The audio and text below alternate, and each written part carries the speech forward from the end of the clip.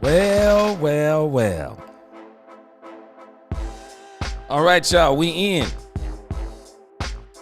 This is going to be our test run tonight for this call-in thing. This thing that I am using, this program that we're using, man, this thing is different, y'all. But nevertheless, I am in like Flynn. Welcome, Miss Matrix, Angie, the Rebel Chicks, Kevin Bryant. What's going on, everybody? Niecy in the crib, Roderick. All right, we're about to get this going here. This is a members only. What's going on, Brandy? Richard? Delta Roots, what's going on?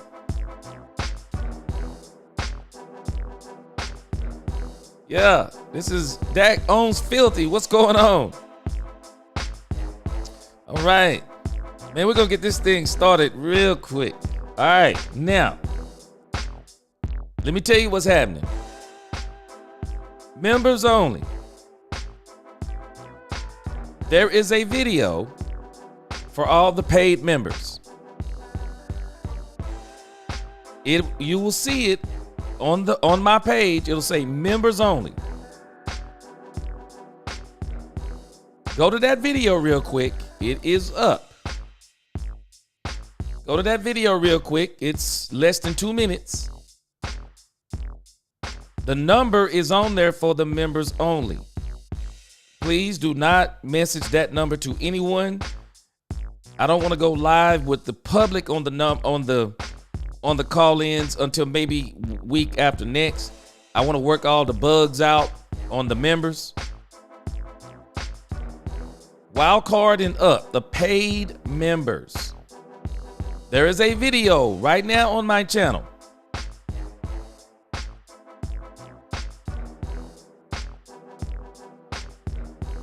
Oh, appreciate you, Andrew, the Rebel Chicks. Yeah, that's a denim. I love denim shirts for sure.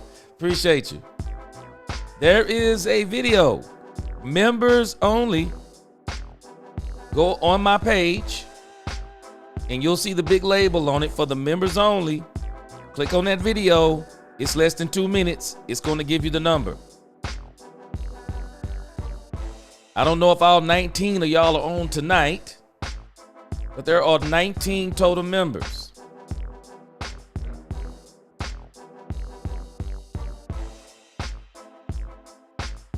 Got 14 recurring and there are 5 gifted. So 19 in all.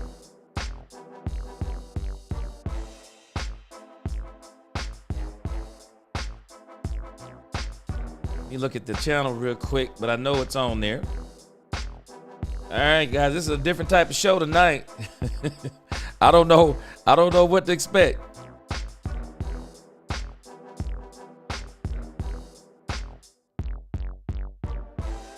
But there should be a members only, and you should be able to go right up under that membership, I'm thinking. Yep. You go to the membership tag, and you'll see members only eyes. Click on that if you're a member. Being a member have its privileges. Being a member has its privileges.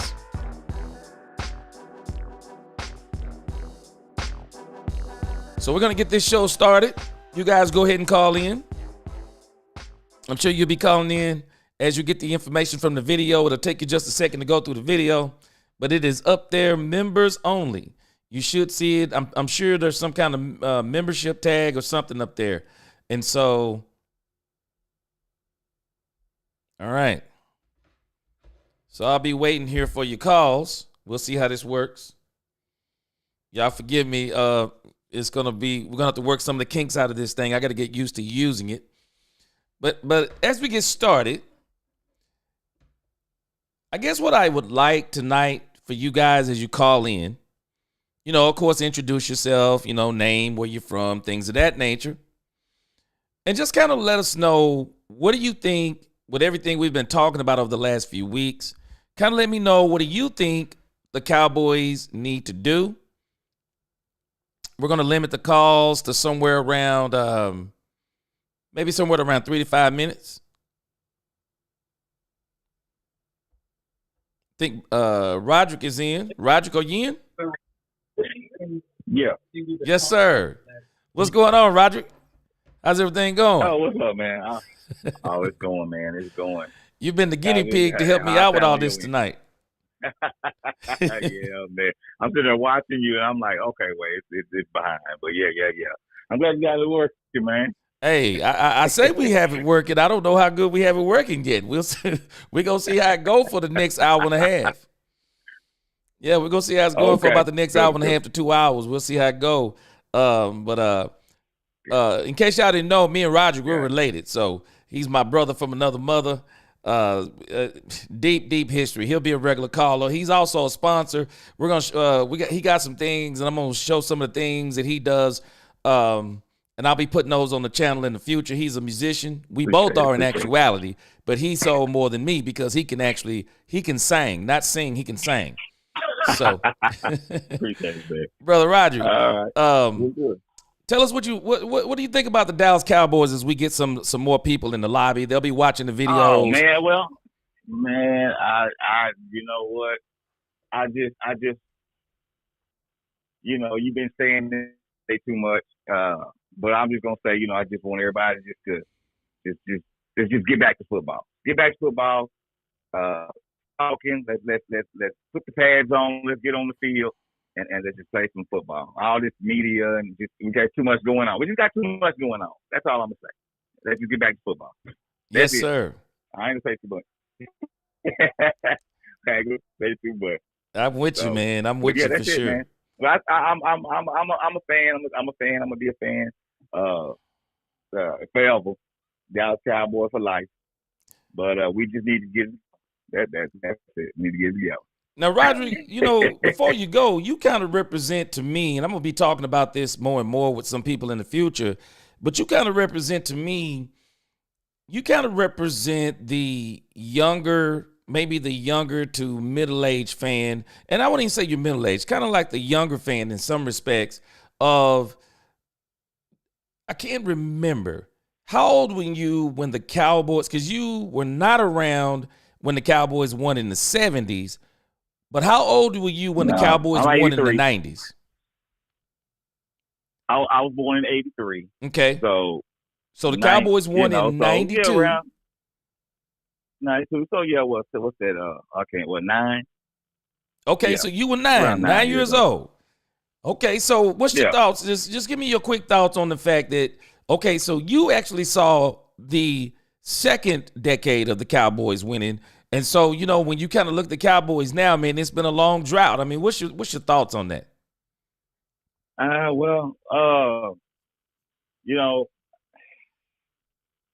want to see them get back there. I just want to see them get back there. I mean, I just want to see them get back there. That's all I say, man. Those years, man, I could just think back. Emmett, Troy, Dion came a little bit later, and it was just like watching, like a Harlem Globetrotter team or something. I don't know, man. It was just magical. You know what I'm saying? Like, yo, this is awesome. So I just want to say, I don't know if Globetrotter was the best analogy, but I just want us to get back there. It was just a great time, man. It was just a good time. I just couldn't wait to just, for the game to come on so I can watch Dallas Cowboys, man. But I just want us to get back there. So I don't know what it's gonna take. I'm gonna leave that up to you and your discussions and all of that. But I just want to see us get back there, man. Yes, sir. I'm tired of going to the stadium. The last few times I've been to the game, the other team on the other side, almost running everybody out the stadium. I'm like, nah, y'all ain't gonna do this. This is ridiculous. We're not gonna do this no more. We're gonna have to get back to. We're going to have to get back there. You know what I'm saying? Yeah. I'm going to make sure next time 2025, we're going to definitely go to some games together. We'll definitely go to some games together in 2025, man, Lord willing. And some of the fans around here, hopefully some of the fans around here will get together at some of those games and just kind of kick it, depending upon who in the DFW area. Cool. Yes, sir, for sure. This could be a great community. That'll be cool. All right.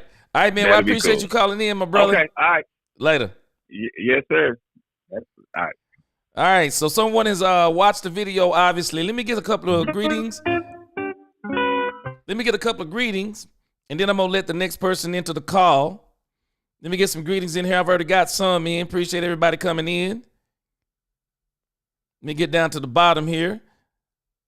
Of course, like I said, what's going on? Nisi, you calling in tonight? Ron, what's going on with you? Appreciate you. Ron said, hire a real GM, spend money in free agency, fire Stephen Jones, stop lying to the fans and media, do well draft week. So we know, Ron, number one, ain't happening. Number two, we're not going to have any choice but to spend money. But I also want to see how do we spend the money. And we'll talk about that as we continue on the call. Let me get some more greetings in here. Double Star, what's going on with you, my man? What's going on? I say you're a man. I don't know. You say Double Star. Correct me if I'm wrong. But what's going on, Double Star? Tim Pennell, what's going on? Yes, God bless everyone. Appreciate it. All right, let me get some more in here. Gregory Davis. Gregory Davis, can you hear me now? If not, you might have to refresh your browser. I'm thinking everybody can hear me from as far as I can tell.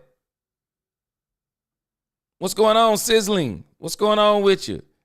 Darren Posey, good to see you. Double Star. Double Star, hey, man. I know. That's why I'm just going members only first, because I know once we turn this over to the public, I definitely don't know what I'm gonna get in. But at least with the members, I do think that the paying members, they're just kind of like they obviously some good people to support. So hey, we'll see what we do. Big Dallas 8604, what's going on with you? What's good, Unc? Yes, sir. Cowboys vet 71. Yeah, you like me. Yes, sir. LaQueen, what's going on with you? All right, I got a person I'm about to let in. Mercedes Davis, what's going on? Let me get some more in here. Trying to get all these greetings in. I'm awake or you? What's going on? He said 9 years old. Yeah, he a youngster for sure. Lucky, what's going on? Revelation, what's going on with you? Hey, G, in the real NFL, it's all about right now. Yes, in the Cowboys NFL, it's all about tomorrows. That too. But I tell you this, we about to get down to the nitty gritty now. It's about to be put up or shut up. Super Bowl is over. The season is starting very soon. And free agency is going to be all it is for us. Gregory Davis, Sheldon, what's going on? Sheldon and Gregory Davis, what's going on with y'all? Good to see y'all. Columbus Hill, good to see you. What's up, JS236? All right, let's get to some calls here. I think I skipped over somebody. I want to see here. Okay, I think I said Mercedes Davis. Okay, he said, G, love your take on things, bro. Appreciate you. All right, y'all. Now, you people who call in, let's keep the profanity down. Let's try to keep this a clean. We got some youngsters on here. We may have some young with me. I mean, like I said, we got some youngsters on here. So y'all keep it PG. Keep it PG. All right. I got somebody from the 973. Let's go.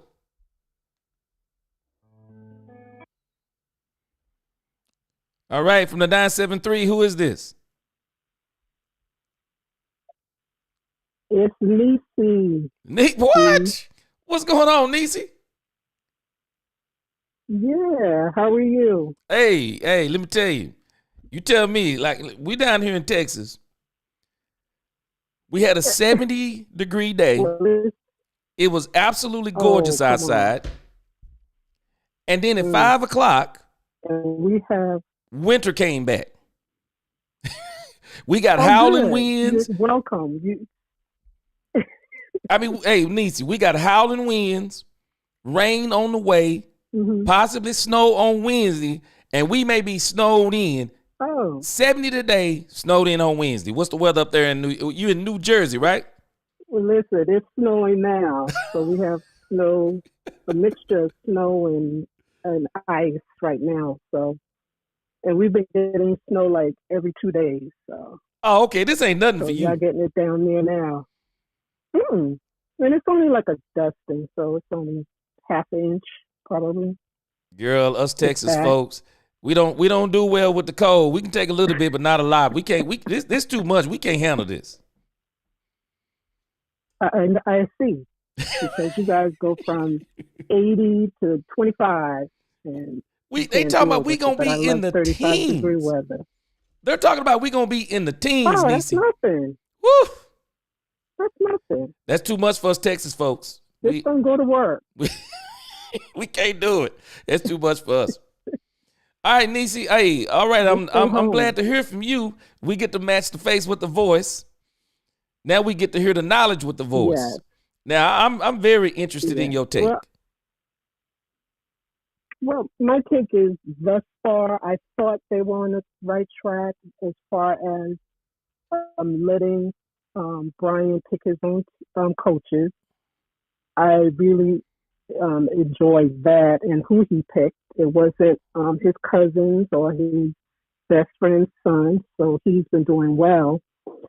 And I'm on the fence about signing Micah or trading Micah because of the different takes I've heard thus far. So if we sign Micah, we need to do it right before free agency starts and start with trades. I would really love to get Myles Garrett, but if we can't get him, then we really need to be active as far as the defensive tackle. And hopefully a wide receiver, but I think that's asking too much. But I would want us to get Cooper Kupp, because I know Steven would love to get his one gimpy player. So I would think Cooper Kupp could fit that. Hey, you know what? If Cooper Kupp can stay healthy, he'll be a monster. Mm-hmm. Yes. Because look at Saquon. We thought Saquon would get hurt, but it was a line that he had in New York. Exactly. So I think we can do well with Cooper Kupp. And plus, we have new strength and conditioning coaches this year. So yeah, it's all going up. I see it going up and not down. So I'm going to give it a chance. I got my red Solo cup ready to drink a little bit of the Kool-Aid, but if it's bitter at free agency, I'm out. Hey, I tell you. And be a fan on the sideline. Let's stay on Cooper Kupp for a moment, because I think, contrary to what people think, I think Cooper Kupp could really help out CD Lamb, because he's such a professional. Yeah. He's such a crisp route runner. He's such a studier of the game. I think not only can he help CD Lamb, but I think he would help Dak Prescott even go to another elite level, because he would be even more. I would consider him to be more of a security blanket for Dak Prescott than even CD Lamb. Tell me your thoughts on that. Yeah, I'm with you on that one. I always thought that we didn't have much of a veterans presence at all in our locker room for the past few years, and I think after Amari left, the CD's maturity as far as his route running kind of went down. Yes. So I think we should have somebody in that locker room on all sides of the ball, not just with wide receiver. I truly believe we need a presence on the defensive side, because the way I just can't stand the way Micah is behaving in this off season. I get you have to do what you need to do to get your money up, but I just can't stand the way he's been talking at all. I hate it. You know, it's funny you talk about Micah Parsons. A lot of people give that. I just see a lot of people give that excuse. He's young, but you've got 40-year-olds, 50-year-olds that are immature too. So I can't stand giving our young men that excuse that they're young when they're acting a specific way. So you know what's crazy? That's my little take on that. Let me add this to Micah Parsons, and you know, somebody mentioned this. You tell me what you think. So I don't remember Micah Parsons being like this in college. I don't remember anybody talking. I don't remember him ever talking in college. No. Do you remember any talk from him in college? No. Nobody, even during the draft, nobody ever mentioned They only talked about his play. They didn't mention his attitude. But I That's did all check they ever out talked about. AOC's Attack on the Cowboys. He did a video with his brother, and they talked about how he was in college. I do not remember So him being nowhere near like he is now. And I saw some of the video that Attack on the Cowboys did. He and I are going to be doing something here together in the future real soon, because me and him kind of share a similar view on this, because I'm not sure. A lot of people say Michael Parsons loves the Cowboys. I'm not sure if Michael Parsons loves the Cowboys as much as he loves the idea of what the Cowboys do for him. What's your thought on that? Yes, I noticed that.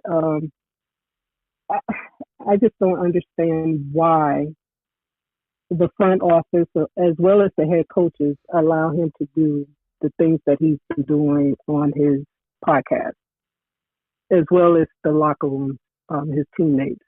That's just something it's just uncalled for. And any team member, anyone here on this chat, in the chat that has worked as a team, you don't talk about the leader of your team to anybody. So not defacing, but talking bad about Dak every chance you get, to me, it's uncalled for. Oh, it's crazy. It's absolutely crazy. And Cam Newton is crazy as he is. And let me announce this real quick, Nisi. There's nobody else on the call, so hey, you can hang on here. You just hang on, keep on talking. But hold on just a second. Let me announce this. So again, for all the paid members, if you're on here tonight, go to the member section. There's a video that's members only. I'm assuming it's on my page. If it hasn't popped up on your own feed, it's on my page. You can click that memberships only video. It's less than 2 minutes. Watch it. It'll give you the call-in number. And for everybody else, we're going to give you the call-in number as we get the kinks worked out of this. We'll give you the call-in numbers in the next few days, but I want it to be members only, especially for people who have spent their hard-earned money and they want to support the channel. I appreciate it. And even for you guys and girls who've been doing the super chats, don't you worry. We're going to get you in too eventually. But I definitely want to get the members in first. I'm glad Nisi has called in. She always has some good quips, when in the chat. So it's good to hear her do hear her do some talking and hear her voice to match the name with the face. But again, Mike Cam Newton said something that I thought was very powerful. Cam Newton was telling Travis Hunter that no matter how good he is, first pick, second pick or not, no one makes impact on a team like the quarterback. He said that Travis Hunter could shut down the best wide receiver on the field. He could make interceptions, whatever the case may be. But he'll never have the impact, even if he's the first player overall, he'll never have the impact of the quarterback. And I thought that was powerful when he told Travis Hunter that. What are your thoughts on that? Well, I'm glad Cam is finally talking with some sense a little bit, because usually he's out there trying to be the class clown on the show.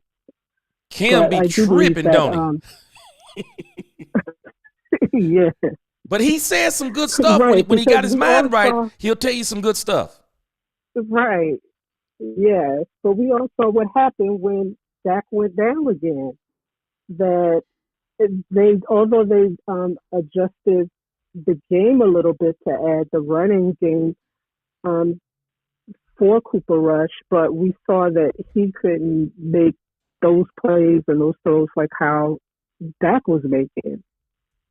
Mm-hmm. So people can hate on Dak all they want to, but come on. We all know when Cooper Rush gets in there that it's like fingers crossed. Hopefully he can get us a game or 2 games out of it. So we can't keep going back to remember when he had won those 5 games, but also remember how they dummied down the whole system to get him to get those wins. Yeah, for sure. So we have to look at everything. And this is and the way I took it too was Micah Parsons needs to understand Dak Prescott is the leader of the team. He makes the most impact on the team. And the last thing you need to be doing is pulling away from your quarterback. It's the last thing you need to be doing. You actually need to be one of his biggest advocates.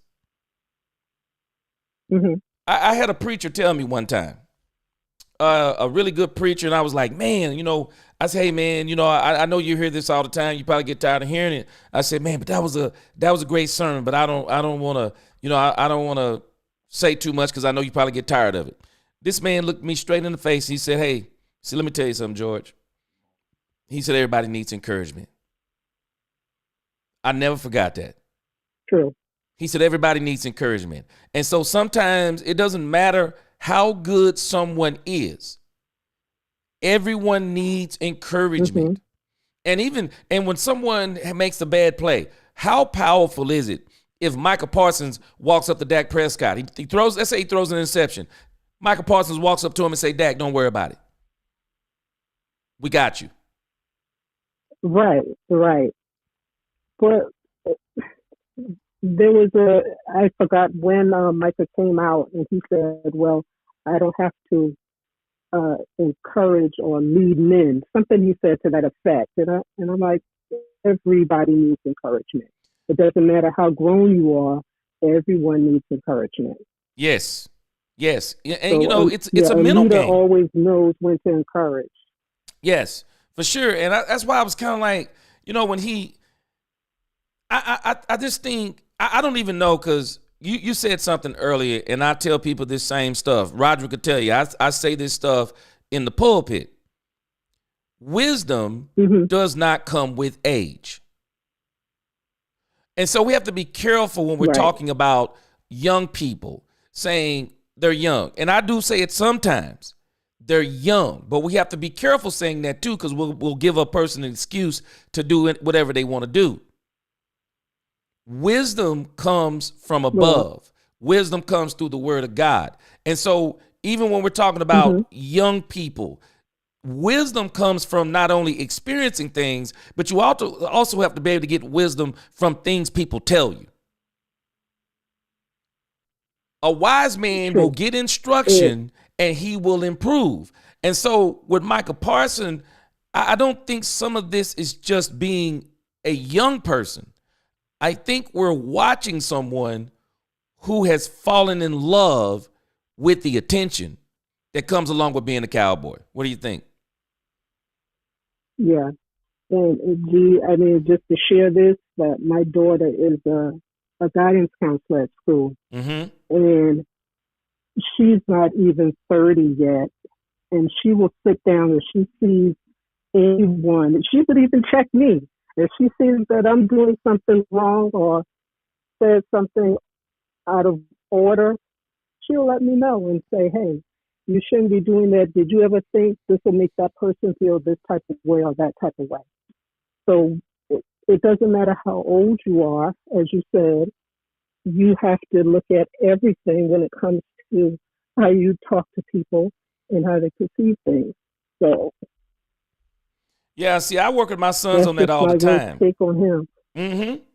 I work with my sons on this all the time because there are certain things you just don't say. And if you're going to say them, know when to say them. And I said this about Micah Parsons. He doesn't understand, and I don't know if he doesn't understand. That's one of the issues. We're giving him the benefit of the doubt. But I said it last night that the way you really build teams is you don't put your business in the streets. If you want to do the talking that Micah Parsons is doing, go to people and talk. Go to Jerry and talk. But don't tell everybody you're talking to Jerry. Nisi, you tell me what you think about this. And put both of these answers together. Hold that one in your mind. Put this together. If I'm a player on this team, I'm afraid of Micah Parsons. And I'm not talking about afraid of him, but I'm afraid that I wouldn't say anything around him. I couldn't trust him because he seems to be someone who's an advocate for the owner that everyone's complaining about. Your thoughts on that? How he goes along with the owner and what I said before. Well, but that's just like at your job. Everybody knows who that person is that we all call the snitch and you're the rat for the bosses. So you're not going to talk around them. You're not going to share certain thoughts. You would take a walk with your other friends on the job and you'll have your conversation 3 or 4 blocks away. But with Micah, I just think that he's trying to go along to get along, but at the same time, you're also trying to throw your teammates under the bus. Yeah. And he has to be careful because T.O. thought he was coming in that room with Jerry to get an extension. Oh, and what happened to T.O.? Yes. They got rid of him. And you know what's crazy? And I don't think Jerry's going to get rid of Micah, though. T.O. was performing, too. It's not like T.O. wasn't performing when they got rid of him. They got rid of T.O. when he was performing. I'll tell you this part, Niecy. I think that Michael needs to be very careful. And I've been saying this. He needs to be very careful. He don't know what Matt Eberflus. He doesn't know what Brian Schottenheimer is thinking. He doesn't know what Dak Prescott is thinking. I just wonder if Brian Schottenheimer went to Jerry and said, Michael don't fit, because I don't think he fits the culture. Not the one they're trying to do. Ooh. I don't think he fit the culture. What if Brian goes to Jerry and say, Jerry, trade him. He doesn't fit. I mean, I know that would be a shocker to people. I mean, it would shock me too. But if I'm Brian Schottenheimer, Micah Parsons represents a part of what I don't like. I don't want that mess on my team. I want all the talking to stop. If I'm the coach, I'm going to Jerry, and we're sitting down with Micah Parsons having a conversation. Your thoughts? Okay. But if he does that, every Cowboy fan would adorn him as Jimmy Johnson or Bill Belichick. Woo! If that happens. Yes. But they can have a conversation with him, though. He needs to have that talk because it's becoming to be, I don't even know what they're talking about as far as Dak and CD, but I noticed that he begins to get the big ones like CD and Trayvon to get in this little huddle and cliquish and click up to talk bad about Dak, and that's something I don't like at all. Now, I just think that's what they need to do. They need to have a serious talk. Yes. And it could be, furniture got to move, furniture just have to move, but they all need to sit in the room together and just have that talk. Yes. If he's going to stay, if they're going to keep him. Yeah, you got to shut his mouth. Bottom line. All right, Niecy, hey, I got another call, so let me take this call. What was your area code? That was she's up. Okay, that's Angie. 973. All right. Oh, that's Angie the Rebel my Chicks. area code is 973. Okay, you 973. Oh, this is Angie the Rebel Chicks. I hope so. Uh-oh. Okay, all right, wait. I appreciate you, Niecy. I'll make sure I recognize that area code. All right. I'll talk to you later. Okay, no Peace. problem. All right. Bye.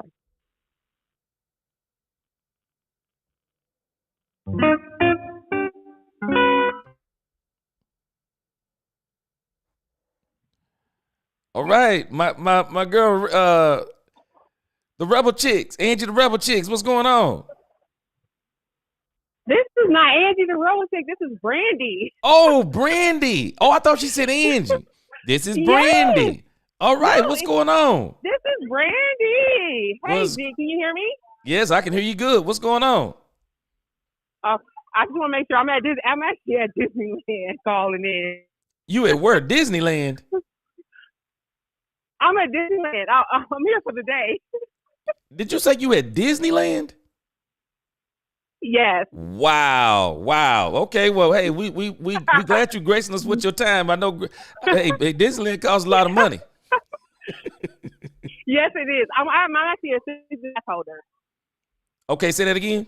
Yeah, I hold a pass. I'm a season pass holder. Oh, cool. Okay, you got it like that then. All right. Okay.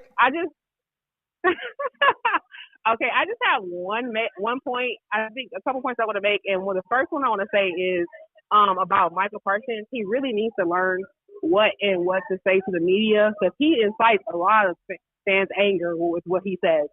I know you guys were talking about it earlier. I was in and out of the conversation because I was on a ride, but that's a big part of my issue with the Cowboys is what he says to the media.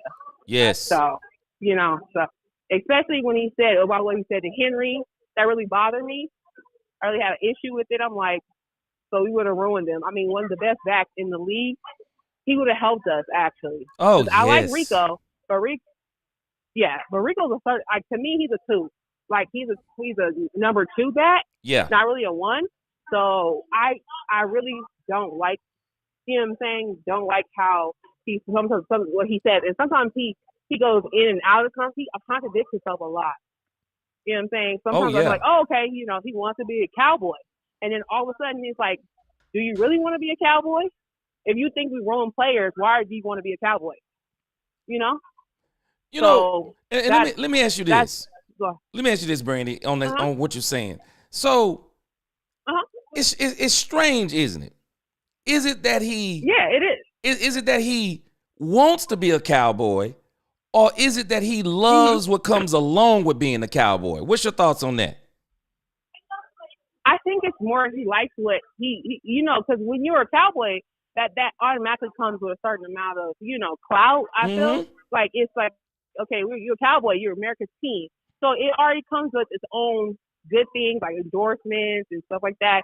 And it already comes, people want to always talk to you. And see, Michael Parsons is also a good player. So that makes it even more so people want to talk to him. Because I love Parsons.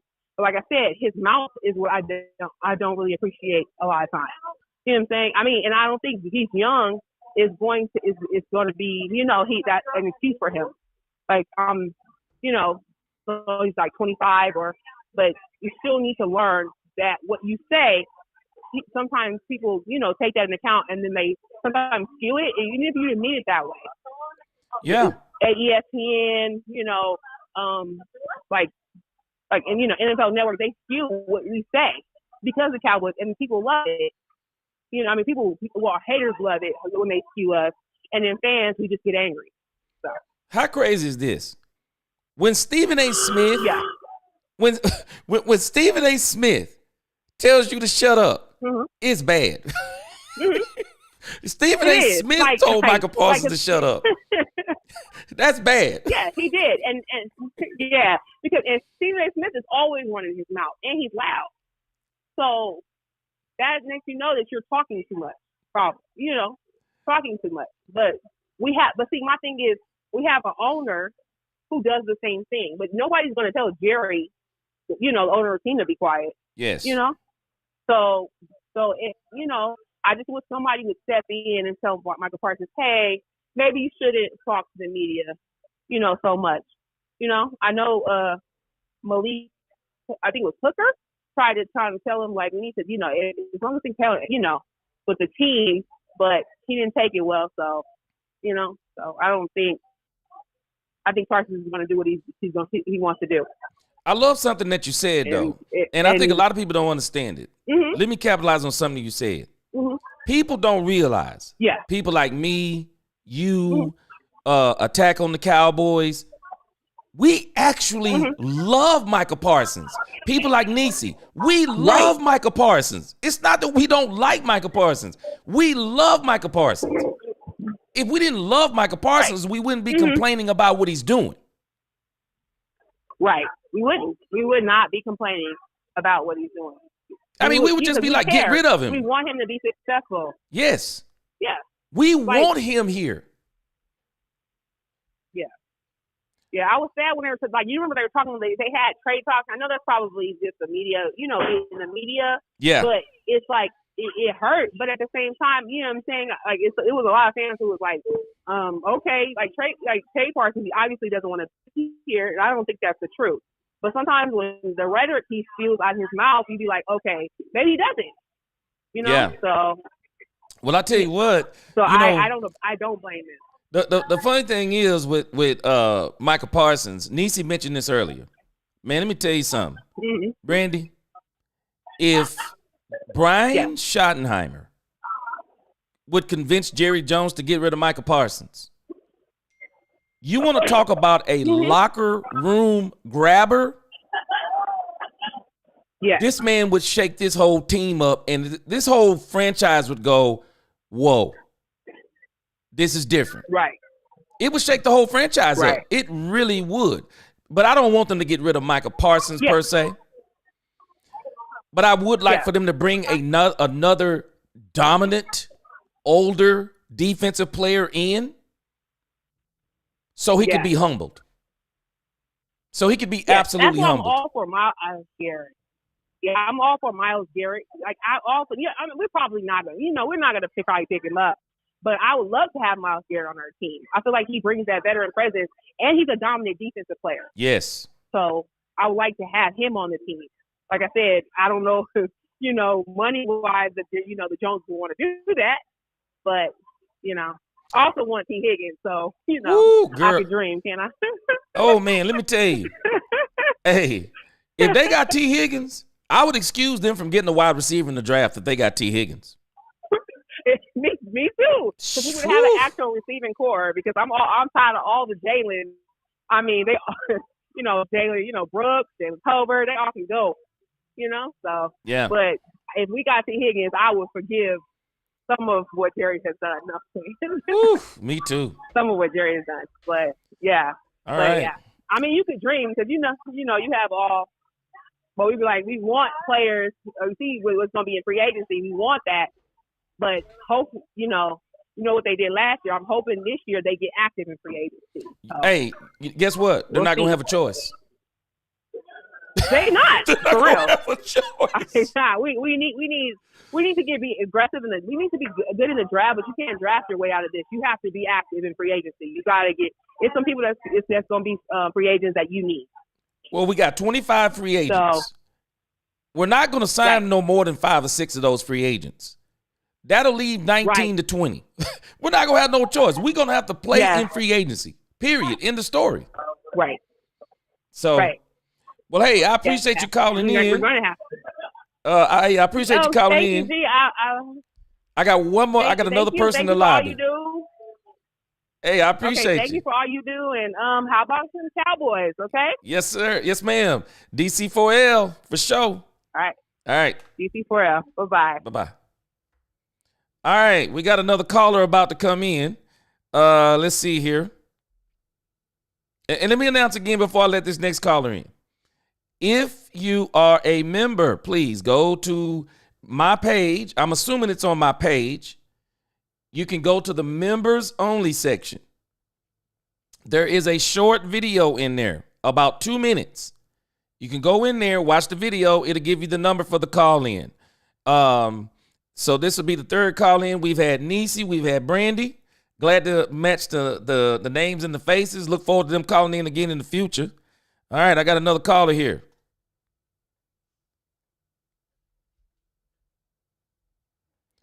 All right, who is this?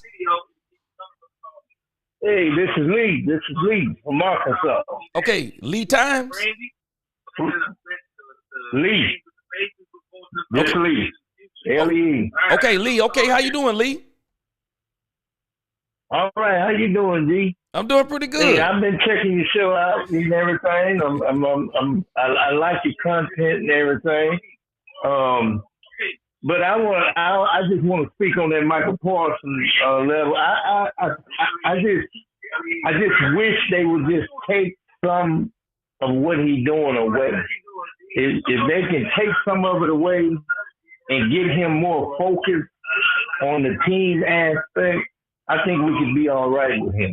But if we can't get him focused on letting some of that stuff go that he's doing, maybe it might be a good idea to trade him.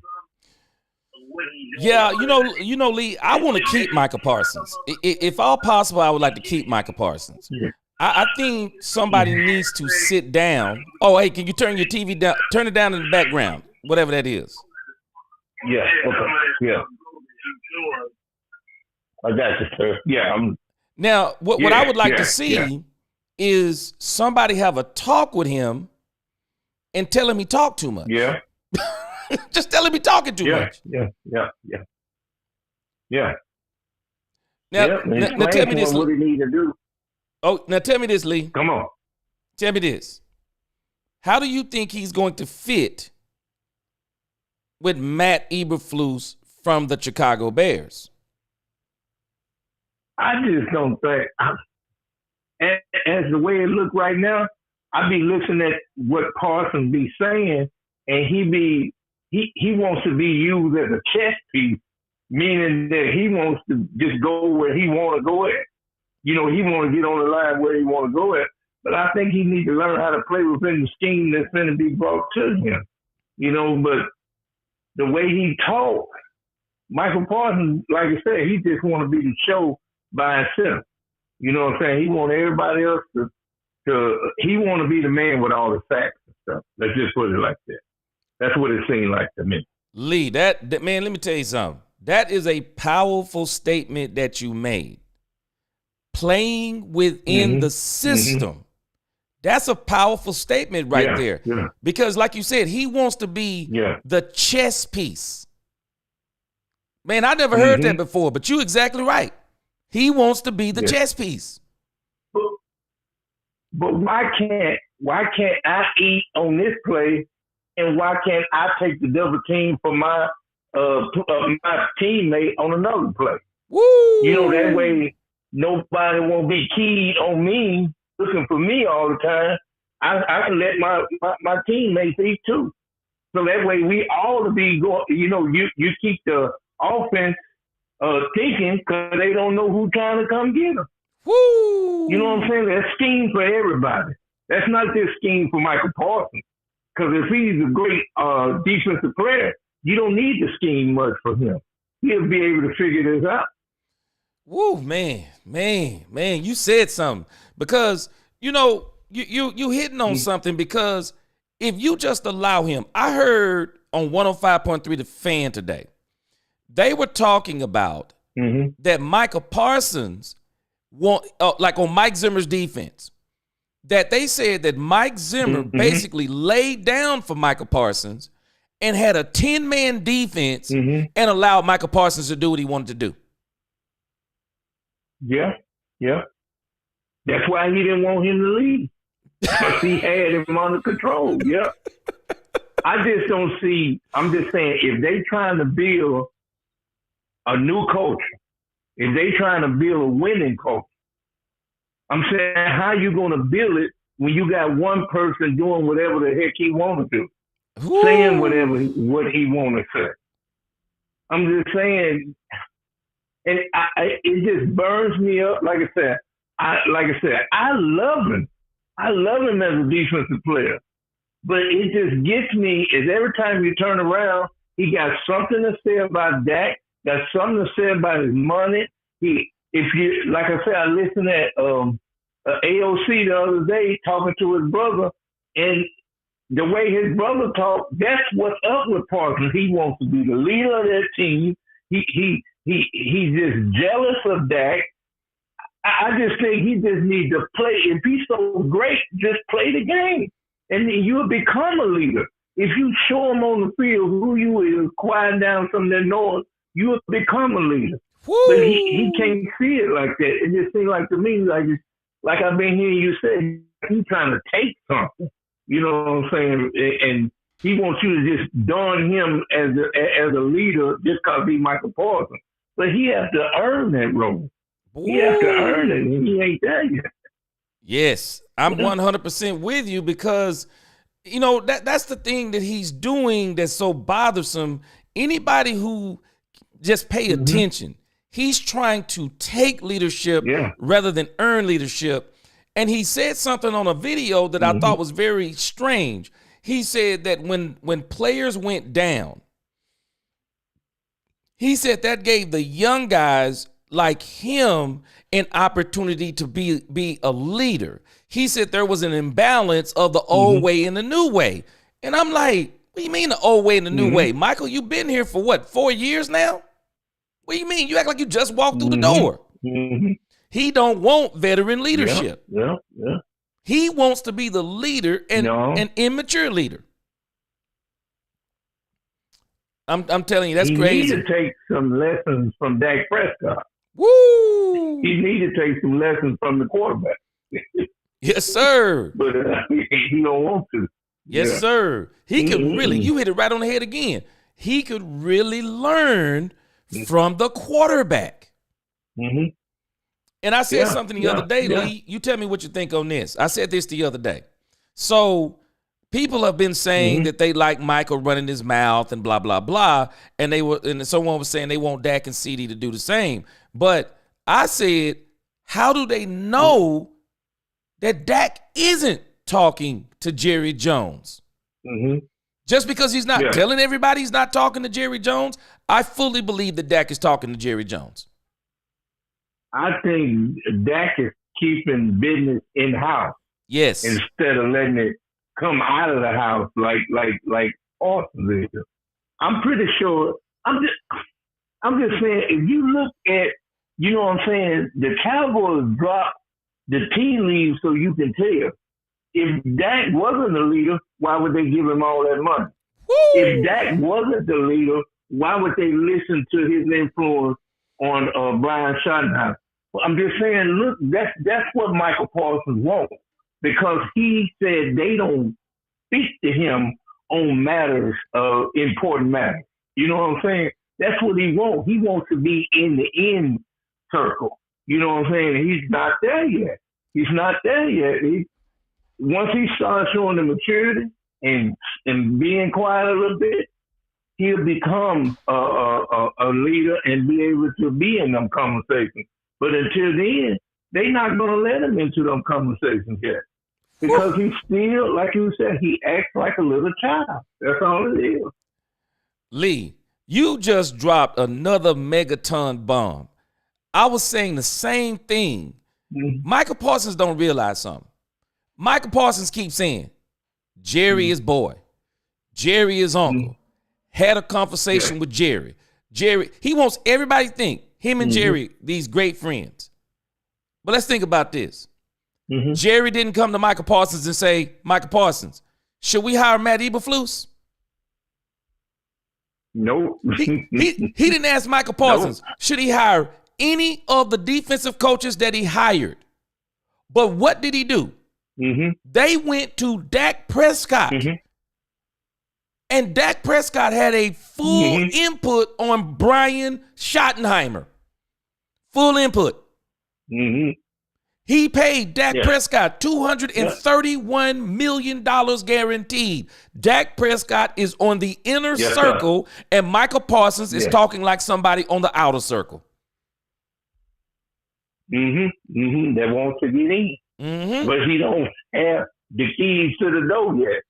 He ain't got the keys to the door yet. He ain't got the pass to the executive bathroom yet.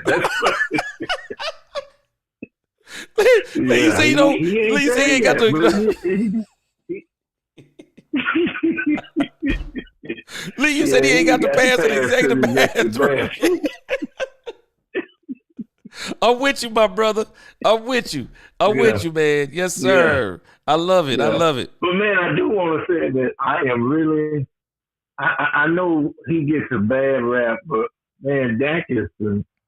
I mean, he's a man of excellent character, for as I see, and you know, in a world where it don't matter, he's really setting a good example. But they don't give him enough credit for what he does. I mean, he's a model citizen. He's a model citizen for the Dallas Cowboys. And for anybody on that team to not respect that man and not help him as they should, because I don't care what nobody says. Something is not working right in Dallas because those guys, when we get down, all they do is look at Dak. They don't try to help us. They look for Dak to drag us out of hole by himself. And I don't think that's not a team element right there. Everybody, and like you hear Mike Paul said, if they don't give me my money, I'll be at training camp, but I ain't gonna do nothing. CeeDee Lamb, he holds out. But what did Dak do? Even though you ain't got it worked out for me, I'm gonna come to work and do my job. And I'm gonna let the money take care of itself. And then it took care of itself. I just think Dak is the model citizen. These other guys, I don't know. I just don't know. They don't make them like him, like that no more. That's all I'm saying. Lee, you just said something people do not understand it. Man, I'm with you, man. Hey, I got a couple more callers, man. I appreciate the call, man. We'll talk. Okay. We'll talk longer on the next go round. All right, G. Appreciate you, Lee. Okay. All right, G. Bye. All right, bye. All right, guys. Let me read this super chat real quick, and then we'll get to another call. Sheldon Johnson, appreciate that super chat, my brother. Everyone dogs Tolbert. But Tolbert caught the most TDs for Dallas this year. Yeah, he did. You know what? And I think one of the issues is with Tolbert. I think he, like you said, he caught the touchdown. I think the issue is with Tolbert. We probably have to at least accept right now, Tolbert is probably a third. We're just going to have to accept that, and I think that's probably what they're going to relegate Tolbert to. They're going to because Brandon Cooks is not coming back. Tolbert will take the third spot, and then whoever they draft or whoever they get in free agency will be the second spot, and then you'll have Kevontae Turpin at the fourth spot, and I think you'll see Ryan Flournoy. I think you'll see some of Jonathan Mingo kind of sprinkled in to that third, maybe depending upon the formation, into that third and that fourth spot. But Tolbert, I thought he was the most important receiver on the field, on the team this year, because he had an opportunity to really show what he had. And while he did catch the most touchdowns, I think the problem was he was probably a little too inconsistent for people. But I appreciate that, Brandon Shelton. Appreciate this. Not Brandon Shelton. I'm sorry. Get your name right. Sheldon Johnson, I appreciate that. All right, let me get another call in here real quick. All right, you're in. Who is this? Hello? Hello, you in. How you doing? Hey, good, G. How are you? Good. Who is this? Miss Matrix. What's going on, Miss Matrix? Hey, G. Good. It's actually really good. But like you said, we cold, but we good. Now let me ask you a question before I get started. Now, have you ever seen The Matrix? Yeah, of course. All right, now your name Miss Matrix now it make a whole lot of sense. Then you woke then, you know everything going on. Yeah, I can see it straight through it. See straight through it. Straight through it. It's straight through, especially when it comes to these Cowboys, which is a great segue, G, because I love the channel. One of my top 2 favorite channels right now. Like, I'm so glad you created it, right? I appreciate it. And I love the community. I'm here. And I actually want to play devil's advocate for just a tiny second. Yeah, just a tiny second. That's why I had to preface it. Like, no, I love you. This is amazing. But let me just give you some pushback on the coaching.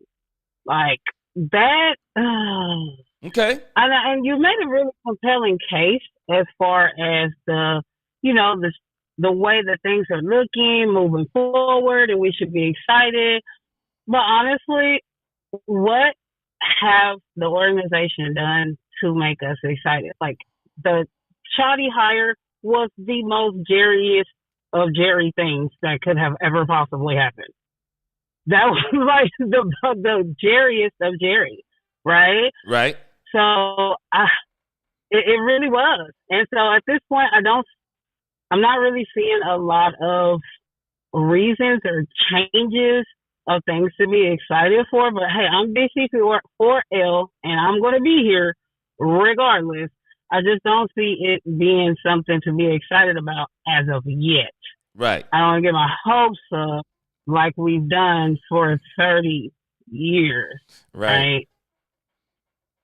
And it's, Okay, I let don't, me answer the but I just question. want to give a little bit of pushback on that. Let me answer the question. Then you can you can go some more. But let me tell you why what impressed me.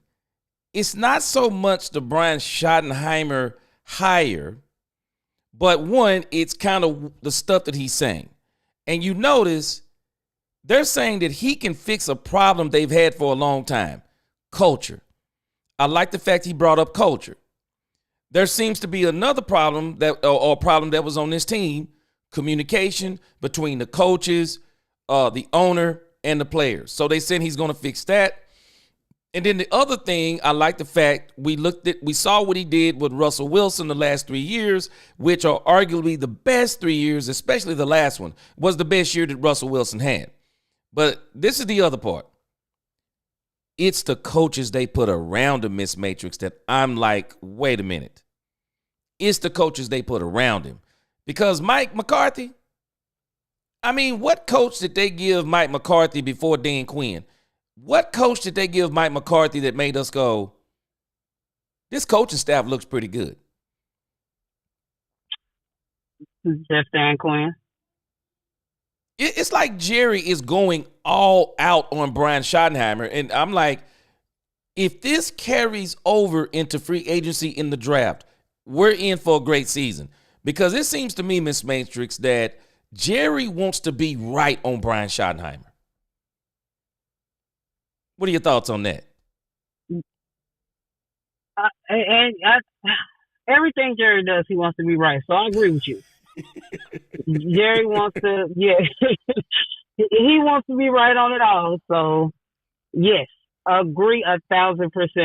And it's not so much that it's shoddy. Like I said, you make a very compelling argument. It's not him. It starts from the top down, right? Yeah. So it starts with Jerry and Steven. And the fact that that's the move that they made, it's like, oh, okay. Without doing anything else. It's like, okay, you know what? Oh, here we go, Jerry again. But I do understand your the way that you're saying that how things are developing since then is starting to unfold quite pleasantly. So I can agree with you on that. And I'm just gonna hold off a little bit longer because I'm always gonna be CC soil, but they're excited. Y'all got me Kool-Aid and they put no sugar in it. So right now, I don't think I'm gonna drink none. Hey, just yet because it's not sweet. But so let me ask you this. So we now have. I got to get me a countdown clock because I believe that March the 10th is the date we all need to be circling. Free agency starts March 12th, but that's not the date we need to circle. March the 10th is the date we need to circle. Because March the 10th is going to tell us everything we need to know about free agency because you already know that's what they call the legal tampering date, the 10th and 11th. So we're going to start hearing who's everybody signing. By the 12th, all everybody's doing is signing paper. But the 10th and 11th is when they work out the deals. So March the 10th is going to tell us everything we need to know, whether what you're saying, because I see exactly what you're saying about Jerry. It's a very Jerry thing from this standpoint. Jerry didn't want change. Nope. I think that's very evident. Jerry did not want people to come in and try to flip the franchise. Because I think in hindsight, I think that's what Mike McCarthy did.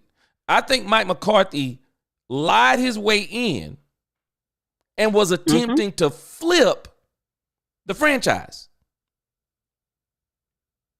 And Jerry said, no, we're not going to do this. And with Brian Schottenheimer, he was like, well, we can get us a new coach, but we won't have to flip the franchise because Brian is saying that he can work within the confounds of the franchise the way we got it going now. What are your thoughts on that? I 100,000% agree with you. That's exactly how he came in. That's true. And we we watched it unfold, and we didn't necessarily know it was happening as it was unfolding, but for sure now we can see that's what happened. Yeah. So sure. he didn't have to flip it. He don't have to flip it with Brian. Right. And I think that Dak has a little bit to do with that too. Yes. So yes, I thought Dak had a lot to do with it. I'm not absolving him of all. Yeah, I'm not absolving. Dak's my guy, and what they call you, a Dak fanboy and all this. Yeah, okay. But I'm not gonna absolve him of any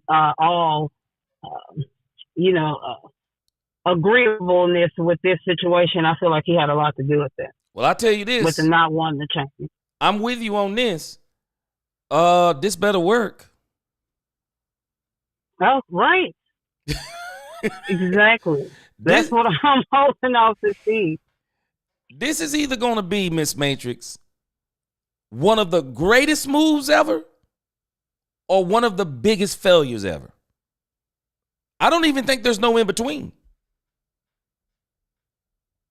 What are your thoughts on that? And,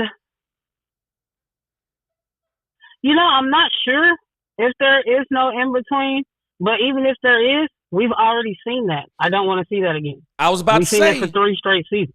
That's why there's no in between. We've seen that, so I don't want to go back to that.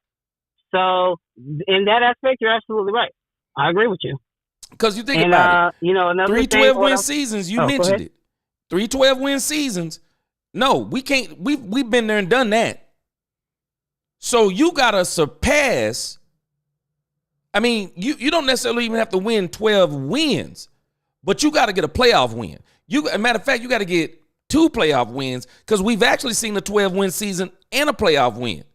So somewhere there's got to be there got to be playoff wins, and I do believe we're going to get to the Super Bowl in 26.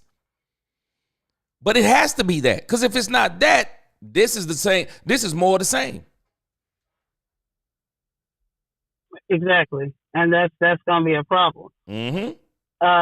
Speaking of going into the player, because I saw the chat going in the discussion about October, and I see that kind of split on October, and what you said right before you picked up my call, spot on. That's exactly what I was going to say. Is I don't think Tober is the problem so much as I feel like Cowboys asking too much of Tober. Yeah.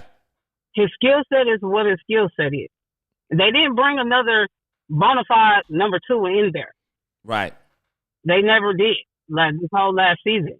And the fact that we're, lacking at QB1, you had to use your QB2. Yeah.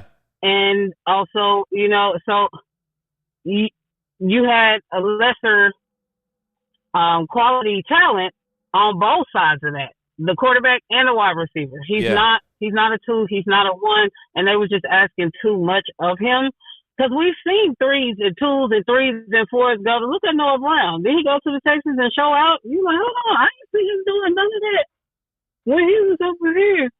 And they went, and showed up because they had their structure in place. They were not asking the most of these players outside of their skill set.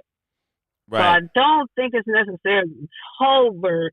He's good for what he's good for, and the Cowboys are just asking too much of him because they just didn't want to go fill that number 2 spot. Yeah, he's probably a 3. It's not for Tober. So. Yeah, he'd be a good 3. That's the top, yeah.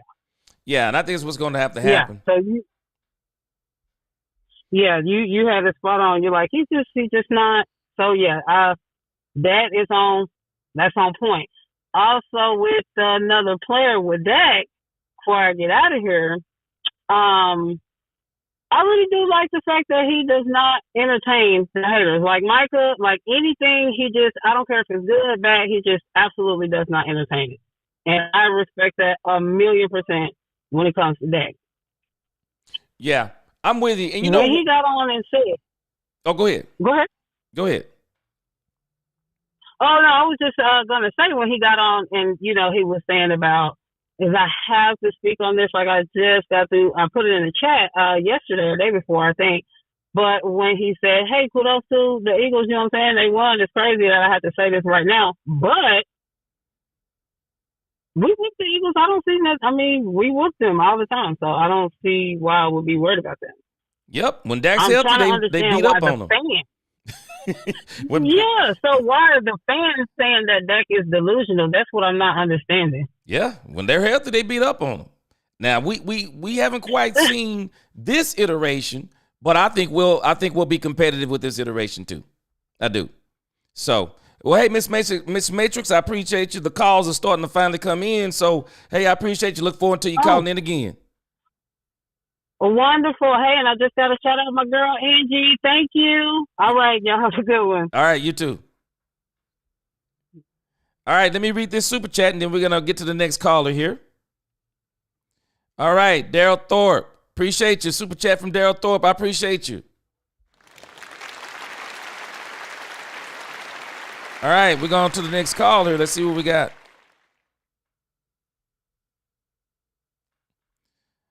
All right, you are in. What's going on, G? What's going on? Cowboy Nation. Who is this? Yeah, man. What's up? It's Lee Time. Lee Times. All right. Okay. The previous caller said his name was just Lee. Yes, Lee Times. What's going on with you? Not too much. All right, man. Give us your take on the Cowboys. Yeah, man. I know we want a running back. I want one too. But I'm focused on the defensive line. Ooh, they did some work on the offensive line. I'm not sure if it's done. If it need more work, then let's go there too. I like to build a strong foundation before I put up, a pretty house. Yeah. So now if we go in the free agency and get a defensive end and a defensive tackle, then, draft is whatever, running back or whatever. But I definitely want to focus on that defensive line. To me, lines, the game is won in the trenches. Every single time. So let me ask you this, Lee. Yes, sir. So we talked about this last night. So I saw where some said today that they didn't think the Cowboys should trade Micah Parsons for Myles Garrett. And I'd be honest with you, I wouldn't want to if we didn't have to trade Micah Parsons for Myles Garrett. I'm one of these people that if it was real, that if the Cleveland Browns would actually take the number 12 pick and give us Myles Garrett, I'd take it. You'd have Micah Parsons and Myles Garrett. I take that. Yeah, that sounds good. That sounds like a play right there. That would be worthy of a 12, first round pick to me. Yeah. And then, just like you said, when we got Micah on the other side. But I definitely, Micah, some people mature at a different rate. Yeah. And he has some maturity issues. But over time, hopefully that'll, get more better. And especially if the Cowboy fans, hold his feet to the fire. He can hear everybody talking. But I wouldn't trade Micah. But if we could get Myles Garrett at any other kind of way, I'm down with that all the way. Hey, I tell you this. If we could get Myles Garrett, I don't think we'd have to worry about as much talking.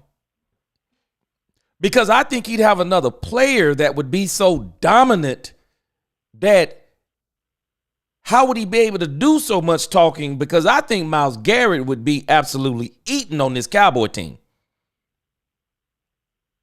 Yeah, Myles Garrett, that's a franchise-changing player right there. Yes, sir. I agree with you on that. Man, he would change life. Things that he's done, yes, he definitely would. Everybody on that defense would probably likely step up even more. Especially, people like Myles Smith that would do him, some good things, for him to be able to learn from a player like that, especially we go on the draft and get another DP or another rookie on that line, and then with a player like Overshawn, man, who really, shows a lot of leadership, ability, a Myles Garrett, man. Yes. Man, I mean, that'll really put this team on another level. I really believe that, especially if the offensive line continues to gel. I think the offensive line started to gel toward the back end of the season. That's why we're seeing the performance from Cooper Rush that we had. So hopefully they keep that trajectory going. And yeah, man, I'm starting to feel a little bit more better about this team. But I just hope they get something done in the free agency, man. We can't play around in that free agency. We need some defense, and we probably can, if we get a T. Higgins or something like that, man. Even though I know we got Mingo has a lot of potential. And you said something. We might not know what Mingo is until Dak gets back. Dak gonna get it right. But yeah, that's how I feel about it. Yeah, I think that Dak is going to show us what Mingo really is. And, thinking about this defensive line, let's stay where you on the defensive line, because if I'm the Cowboys, I do think they really need to consider if this is truly a possibility, the Myles Garrett trade. Now, I've been seeing some things now where they're saying that the Cowboys are not going, the Cowboys are probably in third in the race, because I mentioned this and people were like, no way, but they're saying that the odds are number one is going to be the Washington Commanders. Now, number two, check this out, Lee. They're saying the Philadelphia Eagles are the second most likely team to get. Man, there's no way the Eagles. Man, if the Eagles get Myles Garrett, it's going to be a problem. Yeah, those teams, they probably heard with Myles Garrett, he's a Cowboys fan, so what they doing right now, they're trying to, they player hating, they blocking, man. They don't want us to have them. And so they'd rather have to we're going to take that bite. They'd rather take that bite, to try to keep an edge on the Cowboys, which they've been doing for a long time. That's how they got Dallas out. But I don't think that they'll be able to do it if we offer the right thing to Myles Garrett. I think by him being a Cowboy fan, that we still would have the upper hand on if they give Myles Garrett some kind of choice on where he wants to go. Yeah, too. Or that'll be something like that. You think about this, Lee. I'll tell you why. For all the people who think the Eagles may get Myles Garrett, I wouldn't even worry about him going to the Eagles, because the Cleveland Browns would have to understand something. That if you're going to trade Myles Garrett to the Eagles, and let's say they gonna give you, let's say they give you 2 first-round picks, so you're going to be content drafting it at number 32? I mean, what do you get at number 32? And then you're going to be at number 32 so then if the Eagles get Myles Garrett, and let's say they don't go to the Super Bowl, Lee, but they still get to the playoffs again. So you telling me you want the number 32nd pick in the first round in 2025, and then you want the number 26 pick in 2026? If I'm Cleveland, I don't even think about nothing like that. I ain't even thinking like that. Yeah, I don't know what Philly could offer them that would be more than what we can. We can offer them a 12 pick. I don't know what right Philly now could do to outbid us in their capacity, unless they're saying, a Super Bowl contending team, which I don't see why he wouldn't look at the Cowboys with the quarterback and the defense, some of the young defense that we have, as a contending Super Bowl team. I mean, for real, not at that far behind Philadelphia when you look at the things and how they're going. And so, yeah, man, if we could get Myles Garrett, man, just go for it. But I wouldn't trade Parsons for him. But I would definitely go with that first round pick, because we can get running backs. I really like the Michigan kid. I can't think of his name right now, but he's like 4.3 speed, man, and he's young. I like the idea of drafting younger players at the running back position. Yes. And man, look, we got running backs and receivers and defensive in this draft. Man, yes. So, yeah. And I tell you, and even if the Cowboys don't get, if they don't get Myles Garrett, because if the Cowboys can't get Myles Garrett, I'm just telling you what I'm hoping for. I hope the Cleveland Browns say no, thank you, because the reality is the Washington Commanders, they can't offer Myles. They can't offer Cleveland anything. They can't offer Cleveland anything. They're going to get late round draft picks. The only team that can really offer you something, I mean, these other teams that are below Dallas, but really Dallas has the best offer for the Cleveland Browns. number 12, unless it's going to be some of the teams in front of Dallas that offers the Cleveland Browns. Because if I'm Cleveland, again, why am I going to go with Washington and Philly and they're both winning and I'm not going to draft no higher than probably 26 over the next 2 years? I'm not giving Myles Garrett up for 2 late round, first round draft picks. No, the Cowboys are in the catbird seat. If Jerry really wants to do this, I believe Jerry can pull it off. He just got to say the right thing. Yeah, we'll give you the 12. We'll give you the first this year. We'll give you the second next year. I'm with that. Jerry know how to work that cap, man. Don't let him fool you, you know. And as far as the Cleveland, I don't know if they really would trade him. Cleveland themselves, man, they got a talented team, and they probably think that, you know, they're a quarterback away. You never know how some of these people look at themselves, but, you know, Cleveland, a couple of years ago, man, was you know, talked about like a Super Bowl contender. That's why they went and got the quarterback they wanted. I don't know if that was a good decision, you know, now, but they think that they're close, so they might end up with just everything. But, you know, a 12th round in the first, a 12th pick in the first this year, and maybe a second or third this year, hey, I think that would be worth it. For sure. I hope Jerry listening to me. Yep, for sure. All right, Lee, I appreciate the call. I got another caller. And then after this call, if I don't have no more, anybody want to call back in, and then we'll conclude. This is a good test run, but I appreciate you, Lee. Appreciate all the support, my brother. I appreciate you too, man. Keep it up, man. All right. Content, man. Look forward to hearing you in the future. All right, peace.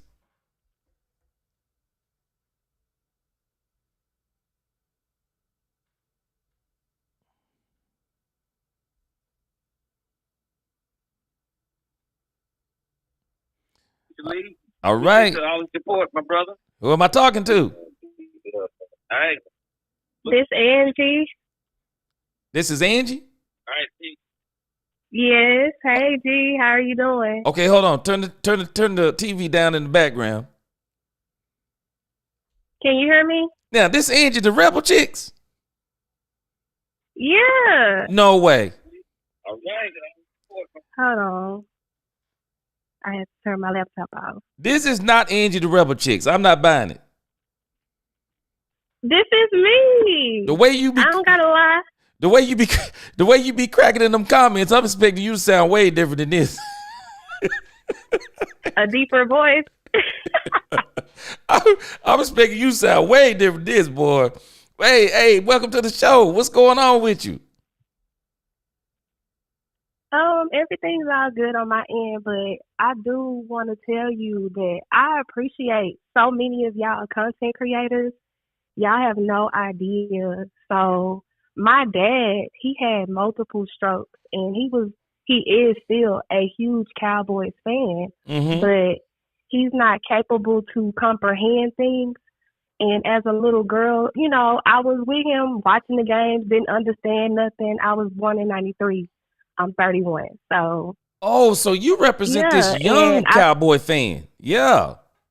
Yeah.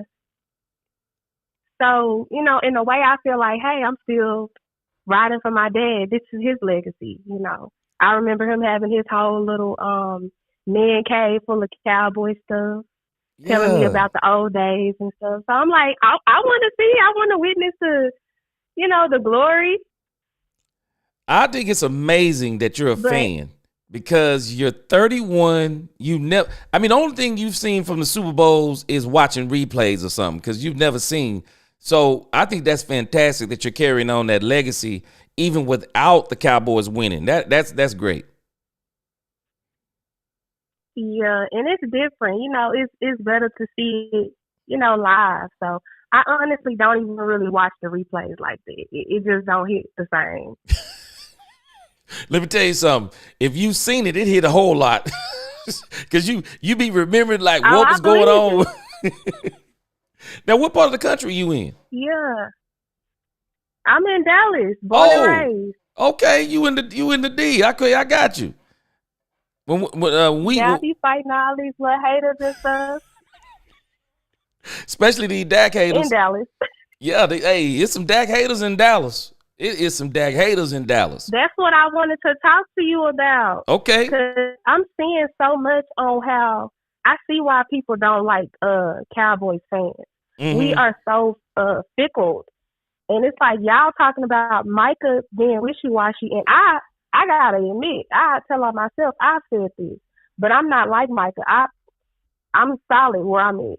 Yeah. But it's a lot of our fans that are just like that. You know, whether we lose or win, you need to still stay solid with your team if that's your team.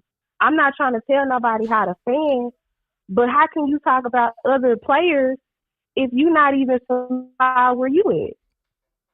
For sure. I'm with you But 100%. for me, I don't like how we do Dak. That really irritates me because this is our quarterback.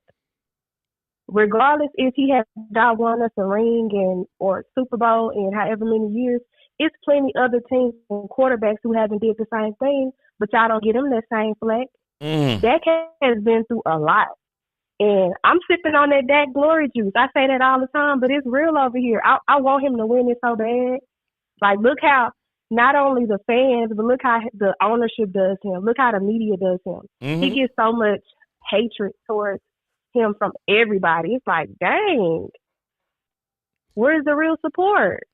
I still say that Dak Prescott, I think Dak Prescott should be getting royalties from the 3 and 4 letter networks, and he should be getting even more royalties from the Cowboys, because what would these people be without Dak Prescott? Facts. I think that's why I wanted him to leave. I'm gonna be real. I love Dak, but I really wanted him to leave so we can feel his presence gone. Like, when his absence gone, like, I don't think we understand how hard it would be without this man. How much he actually do. Like, he, in some of them games, how many times have he stretched those plays out for us to get extra yardage? 100%. And it's not just on him. Everybody else can have the Avengers and all these Infinity songs, but you just want Dak to go in there and be Clark Kent, and he don't have his cape on and his powers or, whatever. I just don't think it's fair. But I know life's not fair, but it's like, come on, fans. Show him some support. More support. Wait a minute, hold on, Edge. I'm looking at something on the chat. I'm just trying to follow if this is what I'm seeing. Niecy says that's Angie. Derek Posey says in the chat, he said I'm melting, and he got like 5 or 6 hearts behind it. He know what's up. He said I'm melting. He said I'm melting. Boy, he heard that voice. He said I'm melting up in here. C-Base, he said don't tell me that, G. I'm about to get off. Hey, C-Base, he agreed with me when I said, when I heard your voice and the way you be cracking. C-Base said the same, G. I told y'all I'm sweet. I'm a firecracker, but I'm sweet at the same time. Yeah. Like, don't get it twisted. I'm a gangster at heart. Oh, man. But that's all I had to say. Man. I don't want to hold you up. I want to get back in the test and sit around with y'all. But I did want to show support and Kyle. Yeah. Oh, and Miss Matrix, you welcome, boo. Now you in the so you in the D. Hey, if you're in the Lancaster area, come by and hear me preach some Sunday.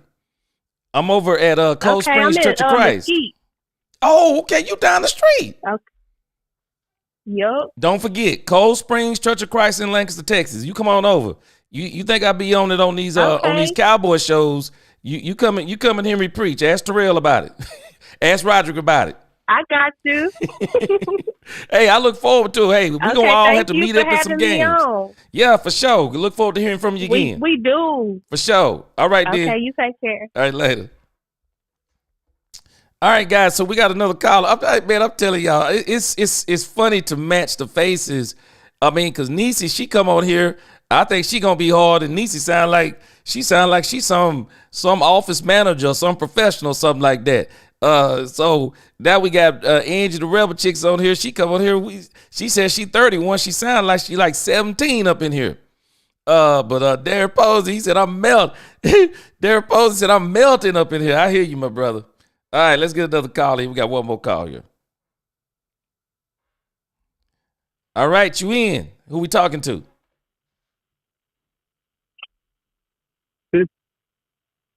It's Big C from Tennessee, my man.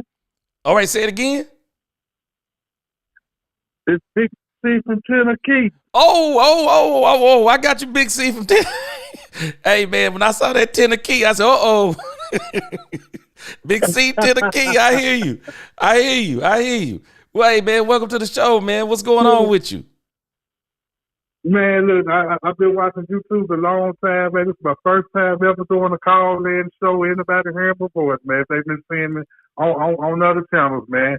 I saw you, man, and I love what you do, and I had to be a part of it. Man, I appreciate you being a part of the community, Tennessee. Now, being Tennessee, are you from Tennessee? Man, I'm from Memphis, yes, sir. Yeah. Hey, man, y'all got some culture down that way. Yeah, we do, man. Plenty of it, man. Plenty of it. Man, y'all got dances and I mean, boy, y'all got y'all whole other way of living over in there, talking and everything. Yeah, we do. So it sounds different, you know. Everybody love when our top stars coming out, Glorilla now, you know. So. I was just about to ask you about Glorilla, man. I know she is popping over in the Tennessee and Memphis area, ain't she? Yeah, man. Yep. Yes, sir. Well, good to hear from you. Die-hard Cowboy fan, man. Look, been a die-hard Cowboy fans ever since '91, man. You know, and hopefully we turning around and get back on track, man, with them glory days. Now tell me what it's like to be a Cowboy fan over in Memphis. What's it like to be a Cowboy fan in Memphis, man? Man, look, let me tell you something. The Cowboys run this city. What? It's plenty fans here in Memphis by us not having a team. The Titans came and they in Nashville. Mm-hmm. So you have little Green Bay, you have little 49ers, you know, you have your little Broncos, but it's two teams here that run the city, one in particular. It's the Cowboys and the Steelers. Wow. When you come to Memphis, you're going to see Cowboy stuff everywhere, all over the city. Wow. As a matter of fact, one of our local channels, sports channels, 92.9 FM, Sports Center channel. Yeah. It's local to the Cowboys on Sunday. What? That is crazy. I'm awake on you. Yes, he said Memphis Cowboys. Golly. Yes, sir. Yes, sir. Hey, look, when you come to Memphis, if anybody visit Memphis, you're at home. Man, that's crazy. Yeah, Cowboys America's team, man. There's no other way to get around it. Yes, sir. Cowboys are America's team. Yes, sir. All right, yes, man. Sir. Well, yes, sir. Tell me about the Cowboys, man. What you think? Man, I think we're gonna be good under this new regime. You know, the coaching staff, it seems like we're going in the right direction. I just hope with us that we get consistency back. You know, because one year we good, the next year we're down. You know, I just want to be competitive and right there, at least on the brink of the playoffs every year if we make it or not. Wow. Mm-hmm. I'm the same way. You know, Mike McCarthy, you know, it's strange when you talk about consistency. Even when we were winning with Mike McCarthy, it never quite seemed right. It's like we were winning, but we weren't. We weren't winning. Right, exactly. We win 12 wins, 3 years in a row. But how many? Like you said the other day, I listen to you a lot. I can't catch you live all the time because I'm a truck driver. I drive locally, so I drive overnight, and you come on at night. So I can't catch you live, but I go back and watch the video. Yeah. And how many of those wins that we get under McCarthy that we really earn, like you said in the video the other night? We get a lot of easy wins, but when it comes to competitive teams, we can't get those wins. It was always like, just when you thought we could, it was always these games like the Miami Dolphins game in 2023. That was supposed to be a turning point game. Lost 2022. we had a game with the Buffalo Bills, and everybody was talking about, man, this Buffalo Bills game gonna be the game where the Cowboys gonna be able to prove that they're that team. Got blew off the field. I mean, it was always games like those that would make you go, I know we got to 12 wins, but are we really, we're beating some good teams, but the teams that would really push you over the top. And somebody and it would make the team go, yeah, man, we've arrived. We never beat those teams. We never could get past 12. And we never get past 12. We couldn't beat those teams. And, you know, I think what we lacking is we need leadership in the sense of someone stepping up to Jerry. Like we're trying to say about that now. You know, Michael stepping up, he's trying to be their leader. CD Lamb, you know, look, we need to get some help here. We need that on a consistent basis. Exactly. Come together as one, because it seems like it's the players against ownership, and we'll never get nowhere like this. And see, you think about it, Tennessee, this is what got me about Brian Schottenheimer. I noticed they kept using communication. And I was like, okay, so they're telling us something. There's a lack of communication. From all the way from the top to the bottom, there's a lack of communication. And attack on the Cowboys, he said he's going to bring some people from inside the organization. I'm very interested to see who these people are. But I think that Bobby Belt had already told us that there were some issues going on inside that building that people didn't understand. And that lack of communication and the lack of focus by Mike McCarthy and the lack of focus by this team is one of the reasons why this team could never get over that proverbial hump. Right. Correct. And that's what we've been missing. We haven't had that since Jimmy. Nope. I agree. You know. And Nisi says something. That's what we miss, because the Jones, they're just having their way, and it shouldn't be like that. Exactly. Nisi made a good comment. She said we weren't confident with Mike despite winning. Exactly. We were not confident. Not at all. We had to be. So go ahead. So when was the last time that we had a coach to just cut a player? You know what? Other than hearing that Mike McCarthy pushed Amari Cooper out the door, Jimmy Johnson. And maybe, I don't know, because I don't even know if Bill cut players. Right, exactly. And that's my point. They screw up nowadays and don't have to worry about consequences. Yeah, that's a problem they have there, because that comes from the owner. The owner can mess the team up year after year, and there's no consequences like a regular GM would face. But everyone else, he tries to, it's like he tries to put that on other people, but that's got to start at the top. But hopefully, Tennessee, he gonna give Brian some rope, because me and Nisia talked about it before. One thing that Jerry seems to do in the first couple of years, Jerry seems to give you a little rope in the first couple of years. He give you a little rope in them first couple of years. And then if you don't show none in them first couple of years, then it's like Jerry steps in and just starts getting back into commando mode. So Brian is going to have to make a turn fast. They got to field the team this year and make the turn in 2026, but he better show some promise in 2025 too. Yes, sir. He got to. 7-10 ain't gonna be tolerated. Especially what's going on inside our division, because I tell people it's side of our division. That's where it starts. We know what the Eagles is done. We know the direction the Commanders going, but don't sleep on them Giants, because they're coming. If we don't make no moves and we stay where we at, they coming. Yeah. Once they draft them a quarterback, you can look out. Yeah. And I wouldn't be surprised if, who knows, they may go get Sam Darnold and try to see if they can get Manning next year. Exactly. They may be trying to get Manning themselves. So I think the quarterback draft is going to be better next year. Right. So I'm with Yeah. you. The Cowboys, Tennessee, a lot of folks may not remember. We're old enough to remember. The Super Bowl used to always come through the NFC East. It always came through the NFC East.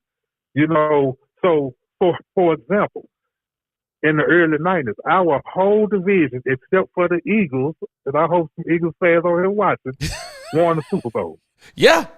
And we all beat the same team, the Buffalo Bills. Yeah. Yeah, the man. Giants first, the Redskins, and we did it twice.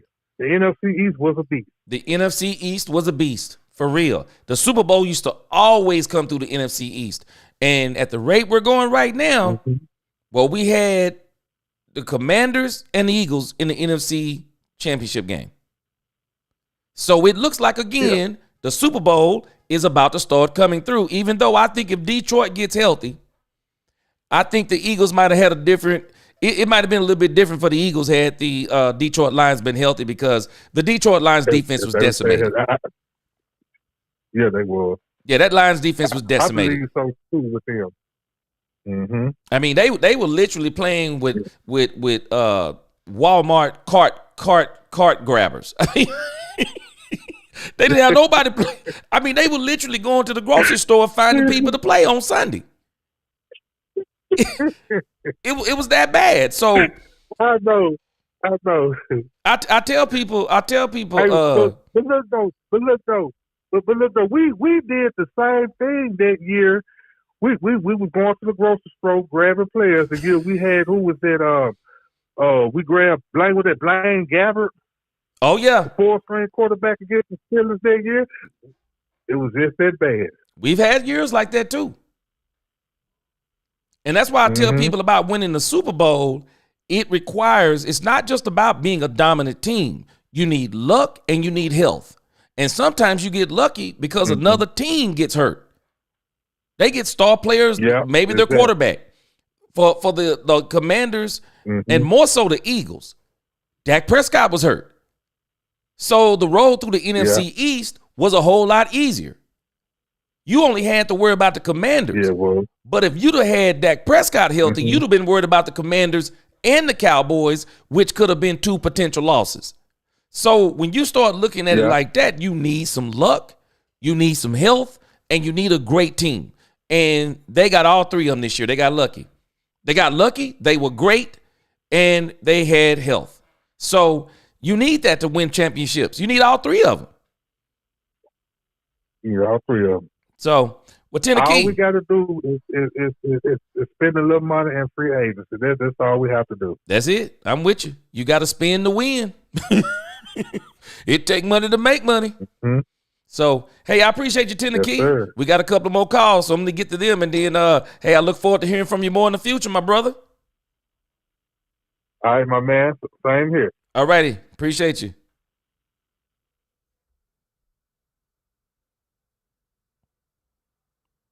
You got to spin to win. All right. Who we got on? So, hey, I appreciate you, Tennessee. Hey, this is Michelle. So I'm going to get to them, and then, hey, I look forward to you. All right. Hey, turn that down in the background for me real quick. I got you. All right. Who is this? Michelle Pyatt. Michelle, what's going on?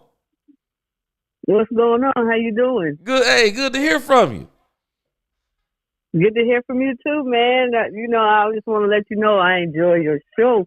I try to catch it live almost every day. I appreciate you. Talk to me. Hey, now, what part of the country are you from? I'm from an island called Sandy Island, South Carolina. It's a small island. Okay. You got to take a boat to get to it. But I live in Somerville, South Carolina, near Charleston. Okay, cool. Okay. What's the weather like up there? Today was about 67, gotten 70, 71, but, tomorrow's supposed to drop to 67, but then the rest of the week we're going to be cold. I wish we could drop to 67. We had like a 70-something degree day today, and then by 5 o'clock, I can hear the wind howling out there right now, and they talking about it's going to be in the teens up here in Dallas by Tuesday and Wednesday. Well, at least you that got some cold good front weather. coming through. Yeah, got another cold front. I thought we were done, but I guess not. Oh no, we ain't done yet. After March, maybe we can say we're done. Yeah, we need to get out of this because people getting sick and everything else. We got to get out of this. All right, yeah. talk to me about your Cowboys. What you think? What do we need to do? What are you thinking? Let me just say this. I'm a Dak fanatic. Woo! I stand to see people talk bad about Dak. And it's like, you don't know him.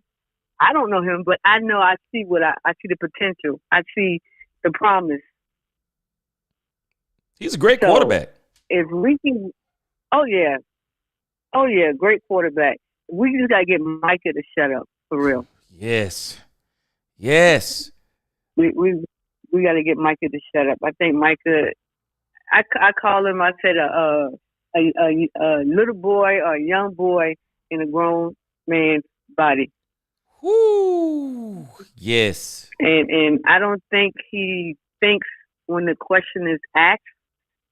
You know, most people sit there and listen to the question before they answer it. And I think he just, whatever comes to his mind. I'm in 100% agreement. It's like he doesn't think before he talks. Exactly. But a lot of people are upset about Shotty. And I was not one of those. I was like, okay, yes, he's familiar, but Shotty been around for a while. And when he was offered the coaching position, he wasn't ready at that time. I think he's ready now. Mm-hmm. So I think Shotty was a good hire, and then he got to pick his own staff. That's one thing that's a surprising by Jerry.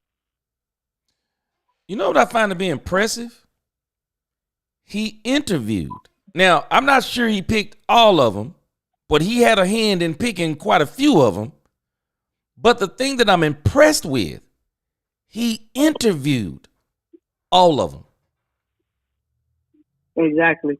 I don't think people understand how insane that is. He interviewed every last one of them. He didn't just say, hey, Jerry, give me the coaches. I'm fine. Let's get going. No, every single coach that they selected, he interviewed them. I think that's powerful. And yeah, that is powerful. And that's why I think our season, you know, like you said, 2026, yeah, we might be on the brink, but I think not this year, but 2026, we might get that chip. Yeah. We might get that chip. I hope we get it this year. I'll tell you this. I think the Cowboys are going to shock a lot of people. I think they're going to be better than everybody thinks. I think so, too. I think they're going to be better than everyone thinks because I think so, too. There is no way that you can go 7-10 and Dak Prescott misses half of the season. Dak is good for at least 3 to 4 more wins. You're gonna win 10 to 13 games with Dak. Yeah, and see, Dak, I've always said, even we got a football club here in Charleston. We call it Tucktown Stars. I'm the brand ambassador. I do all the T-shirts and all that stuff. Okay. And I've always, and a lot of our fans, they don't like Dak, but I tell them, I said, Dak reminds me of a Tom Brady. He can read the field. Yep. And a lot of people say that. A lot of them be like, yeah, I see it. When I watch, I study film, and I know people like, oh, that's a girl and she studied film. Yes. I've been a Dallas Cowboys fan since 1980. Mm-hmm. I'm not telling y'all my age, but, you know, I've been a Cowboys fan for that long. Yeah, for sure. Yeah. Mm-hmm. Yeah. Yeah, and I'm with you. Dak Prescott's a great quarterback. I just don't think people understand how great he is. Yep. And it's kind of like we and mentioned. I thought Tony Romo was a good. I'm sorry. I thought Tony Romo was a good quarterback, but he just didn't have the team. And you know what else about Tony Romo? Tony Romo, I said this before. People do not realize – Tony Romo was a freak athlete. This dude Yes, was he a was. freak athlete. Go back and check him in college and high school. Freak athlete. Could play football, could play basketball. I mean, could flat out hoop, and highly skilled at golf. The problem with Tony Romo, he was not totally focused on football. Nah. Tony loved golf. Nah. Loved. He almost made the pro circuit while playing with the Cowboys. That's why he stayed hurt. And exactly. And you That's think why about his it. back stayed out because he's swinging that golf and stopped worrying about golf and start worrying about throwing the ball. Now think about this. Tiger Woods, some of these guys, golf, there are two problems you typically pick up: knees and back. And back. From Knees those and golf back. swings, knees and back. And Tony Romo kept having back issues. Tony didn't Exactly. dedicate his body to playing football. Tony could have been a lot better. And I thought Tony was great too. I think Tony got a bad rap. Tony didn't get the team. And this is the crazy part. Tony didn't get the team until Dak's rookie season. Absolutely. He didn't get the team until Dak's rookie season. People don't realize Zeke was not meant for Dak. He was meant for Tony Romo. Yeah, he was. He was meant for Tony Romo. Tony went down. But Tony got hurt. Yep. And not only did Tony went down, but I had forgot, but Kellen Moore came in and got hurt too. They both got hurt. Yeah. Because Kellen Moore was the second string and Dak was the third string. Yep.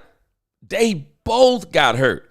Now, if people look at Dak's history, everywhere, or I say everywhere, high school, the starting quarterback got hurt. Dak became the starter. The starting quarterback never got his job back.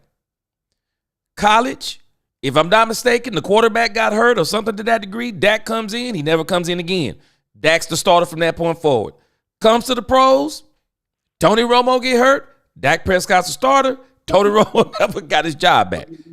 Because in every instance, whenever Dak gets in, he balls out.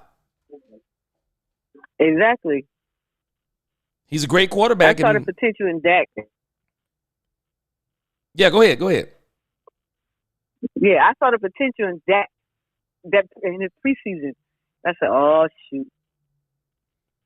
Yeah, everybody was talking about, because everybody's like, who's this dude, Dak Prescott? But if you... Exactly, and then... Go ahead. Yeah, go ahead. Oh, no, I was waiting. I can wait. Go ahead. Well, people do not understand. Name me 3 players from Dak's college football team, Mississippi State. Dak Prescott had Mississippi State at number 1 in the country until they came up against Alabama. Yep. Dak carried Mississippi State. I mean, Dak Prescott carried Mississippi State. But he sure did. But people don't give him any credit, and he's been doing a lot of that with the Dallas Cowboys. And I think the problem with this team, Dak Prescott has made us look better than we actually were. Yeah.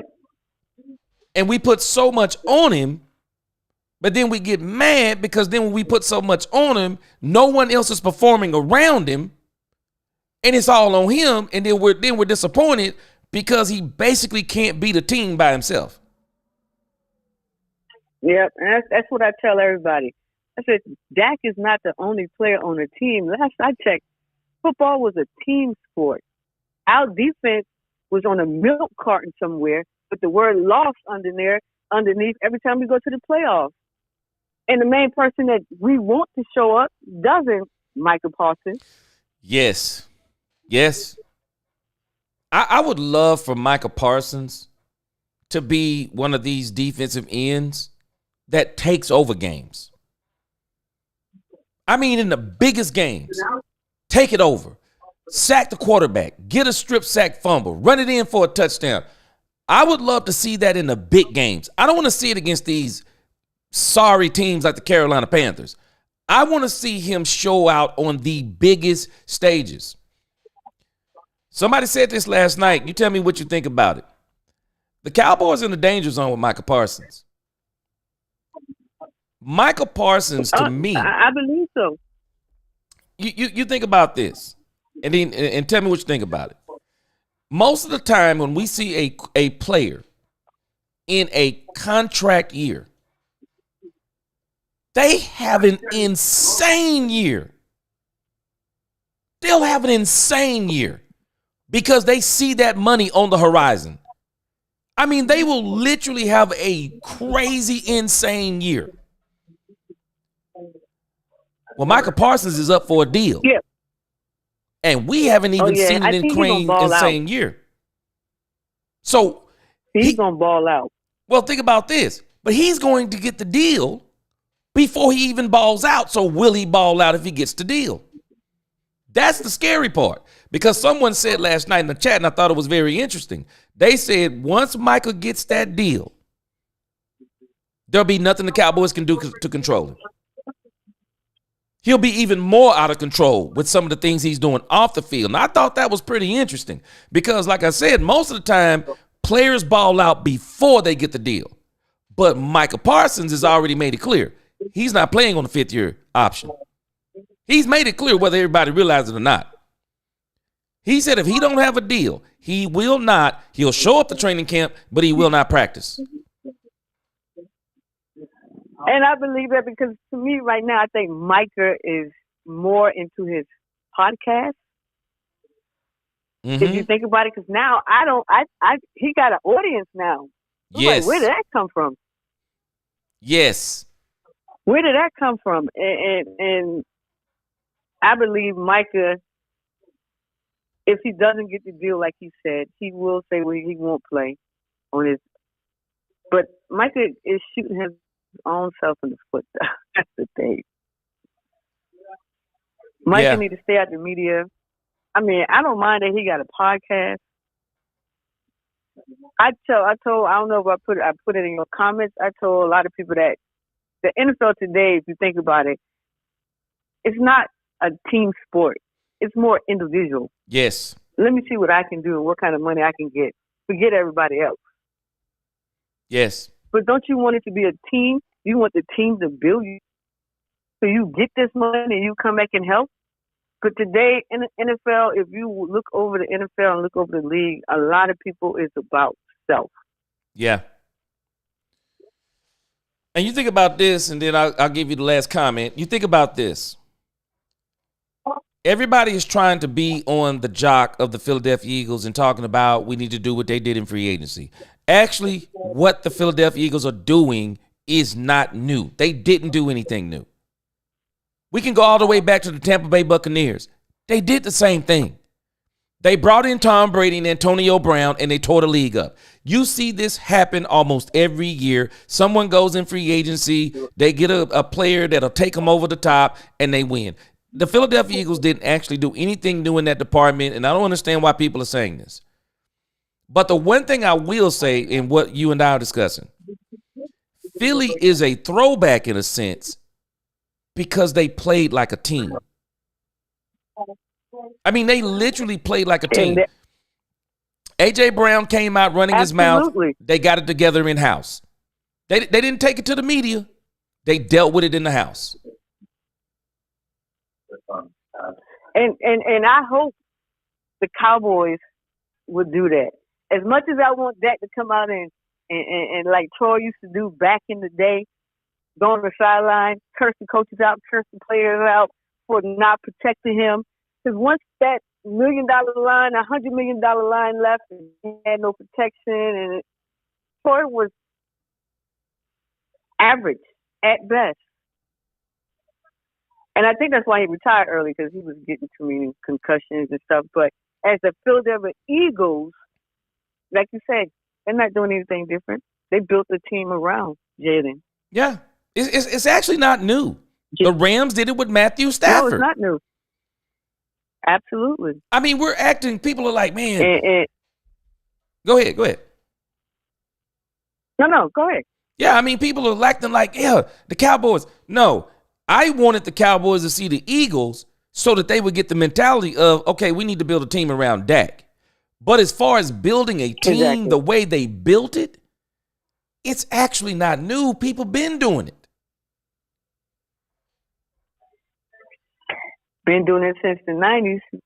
Think about the 90s Cowboys. Yes. That line. Think about that line. The Cowboys built the trenches. That's exactly what they did. They built the trenches. And that's what we got to do again. We got to build the trenches. We build the trenches, we'll be great. Oh, yeah. Oh, yeah. Absolutely. So, hey, well, I appreciate you calling in. Good to hear your voice. I look forward to more calls from you in the future. We got one more caller here. We're going to get them, then we're going to get off here. But I appreciate you calling in. All right. All right, you guys. I enjoy your show. Appreciate it. Everybody, hello from South Carolina. Yeah, they see you in the chat. They hear you in the chat for sure. Yeah. Yeah, we appreciate you. All right. Hey, to the next time. Thank you. All right. You have a good one. All right. All right, bye. All right, we're going to take one more caller, and then we're going to be done for the night.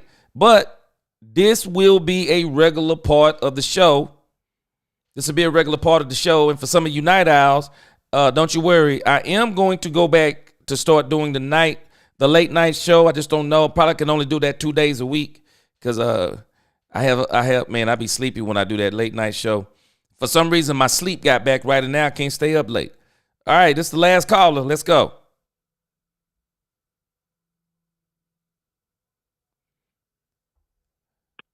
All right, you in. Who we talking to?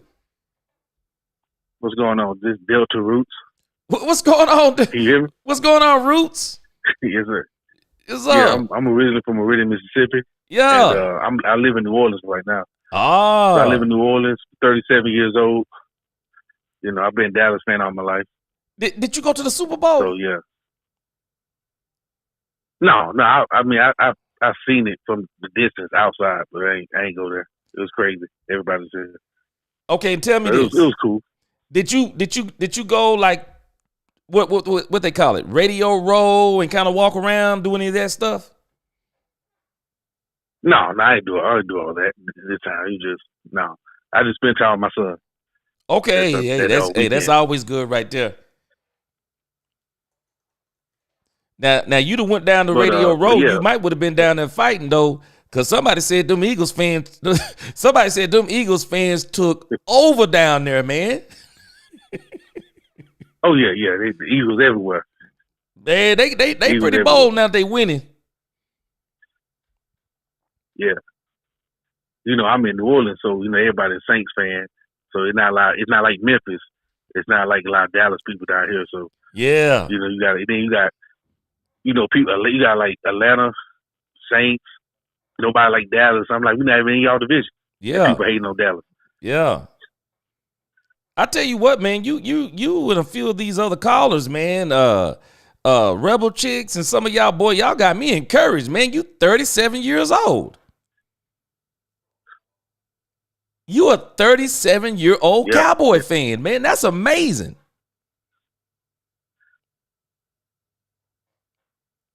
Tell me how you became a fan before, and then tell me about the Cowboys. But tell me how you became a fan. That's amazing to me. Well, you know, me growing up watching football, you know, when I played Little League, Emmitt Smith was my favorite running back. Yes. You know, watching him. Yeah. So in Dallas, just that star Dallas, I just love Dallas from there. Because in Mississippi, there's three types. You're either Saints fan, Dallas fan, or Atlanta Falcons fan. Yeah. So I just went with Dallas.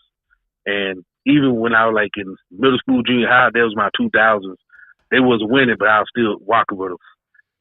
And I remember back, like when I graduated back in 2006, that's when 2007, that's when they had a team. That's when Tony Romo took over for Drew Bledsoe. Yeah. And that's when they had Marion Barber. That's when, you know, then when they lost to Seattle, and then Seattle actually won the Super Bowl. So Dallas had bad breaks because Dallas should have won at least 2 Super Bowls back to back. But it was just that ball slipped out of Tony Romo's hand, man. You remember when that ball slipped out of Tony Romo's hand? Yeah, I remember that. Woo, boy. Man, I'm telling you, I bet you people cried, man. I think Tony Romo cried. Yeah. He sat on that field when he bobbled that snap, man. He cried, man. I felt bad for him. I felt bad for him. But anyway, hey man, tell me what's going on with the Cowboys now. Tell me what you think. What's on your mind about the Cowboys? Okay, as for Micah Parsons, I'll deal with Mike Parsons first. Okay.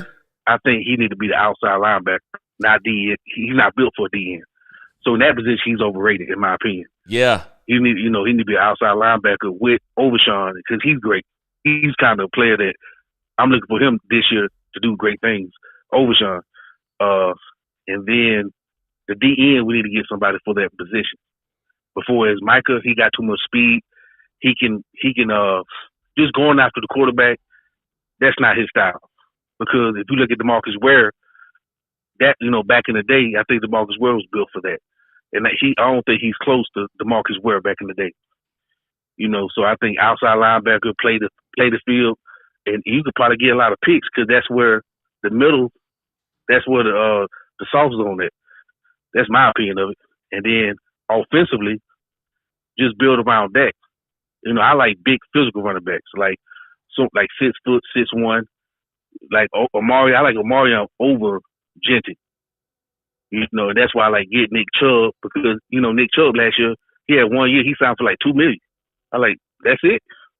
So I mean we get Nick Chubb. He's a better upgrade from Zeke Elliott and Rico Dowdle. Get him and then draft a big physical running back and let's be physical in the run game. Be physical.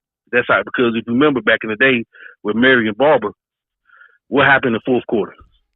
We used to give him the ball. He'll just run up the gut. Cause that's when defense get wore down. They get tore down. You see what I'm saying? So That's when running backs get their best is in the fourth quarter. And that's why Dallas, when you don't run the ball, you got to give them the ball in the third and fourth. That's where they get the most hot at. So you start right there. You get a good physical running back, and then, of course, get a number 2. I think T. Higgins, that might be out the question. But definitely in the draft, you can get him. In the draft, probably get a wide receiver in the draft. Yeah. Let's go back for a moment, man. You hit on something with Michael Parsons. I'm very interested. And before I go any further, man, it is an honor and a privilege. Law Nation is up in this thing, man. I don't know if he's still in here, but Law Nation is up in here, man. This dude, hey, everybody know Law Nation. He is the true GOAT of this. The true GOAT of this. I appreciate you being up in here, Law Nation. Appreciate you. But I look forward. I hope we can do some work together, man, in the future, for sure. But Michael Parsons, I really think the Cowboys would be better served at moving him to whether it be middle or outside, like you mentioned. Let him move the linebacker because I asked the caller earlier. I'm very interested. How does he fit into Matt Eberflus's defense that is a rush 4, 3 technique, rush 4, drop 7 defense? How does an undersized defensive end fit into that scheme who has to not only have the outside containment, rush the quarterback, and play in the run? How does Michael Parsons fit in that? He doesn't fit. That's why you would get a Chase Young, like you said, a Chase Young to fill that void. Man, I would love to get Chase Young. You know what I'm saying? I'm telling you. Like with Myles Garrett, okay, I think the Cowboys need to kick the tires on Chase Young. Myles Garrett I think he's gonna be. They're gonna want too much out of Myles Garrett. So I think realistically, you can sign what's his name? I can't even pronounce the dude's name. The O, his name, last name O. Are you talking about Oso Digizua? Yeah. Sign him. Sign him. We want to sign early, right? Then get Chase Young, and then why not get Khalil Mack? You see what I'm saying? If you could, for a 1-2 year deal. Man, I would love to have Khalil Mack. I would love to have Khalil Mack, man. They can take the pressure off of what's his name, Michael Parsons. Now he can work. Now he can move he can move all over the place as outside linebacker. He ain't got to worry about they just game plan on him. Right. And once you put him out, you got the whole middle wide open. Right. You know what though? I'm gonna tell you something, man. We better get ready with Oso Digizua. I got a funny feeling the Cowboys are not going to be able to re-sign Oso Digizua. Oh, okay. You know why? I believe Dan Quinn is going to drive the price up on him. Oh. Dan Quinn, I promise y'all, Dan Quinn wants Oso Digizua. He's salivating. He cannot wait until free agency opens. I've been doing some research on this, and I can't find the answer because my question is this. Can the Cowboys go ahead and sign their free agents now?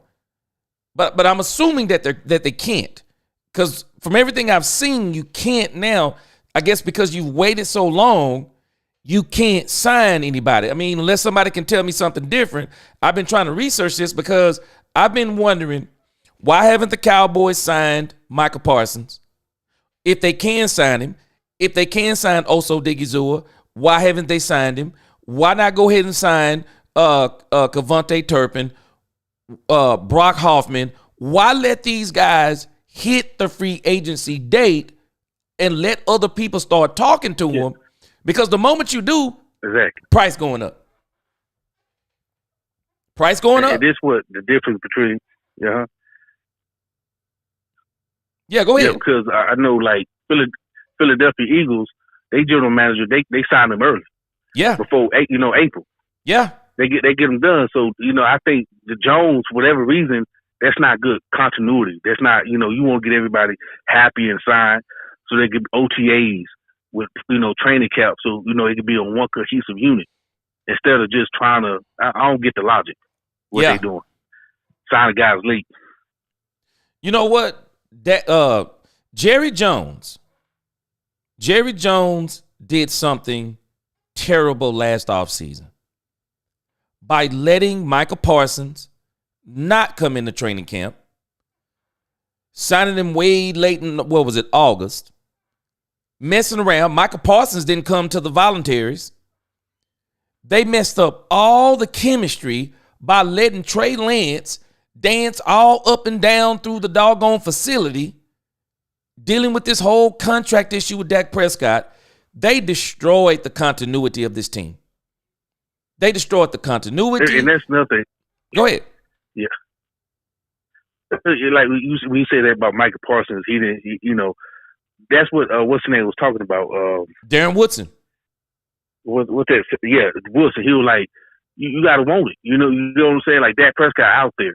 So to me, if Michael Parsons ain't going, you got to put it, all the great Super Bowl players will tell you, former players will tell you got to go out there and grind every time to get it, and I think Michael Parsons, I don't think he really wanted like that.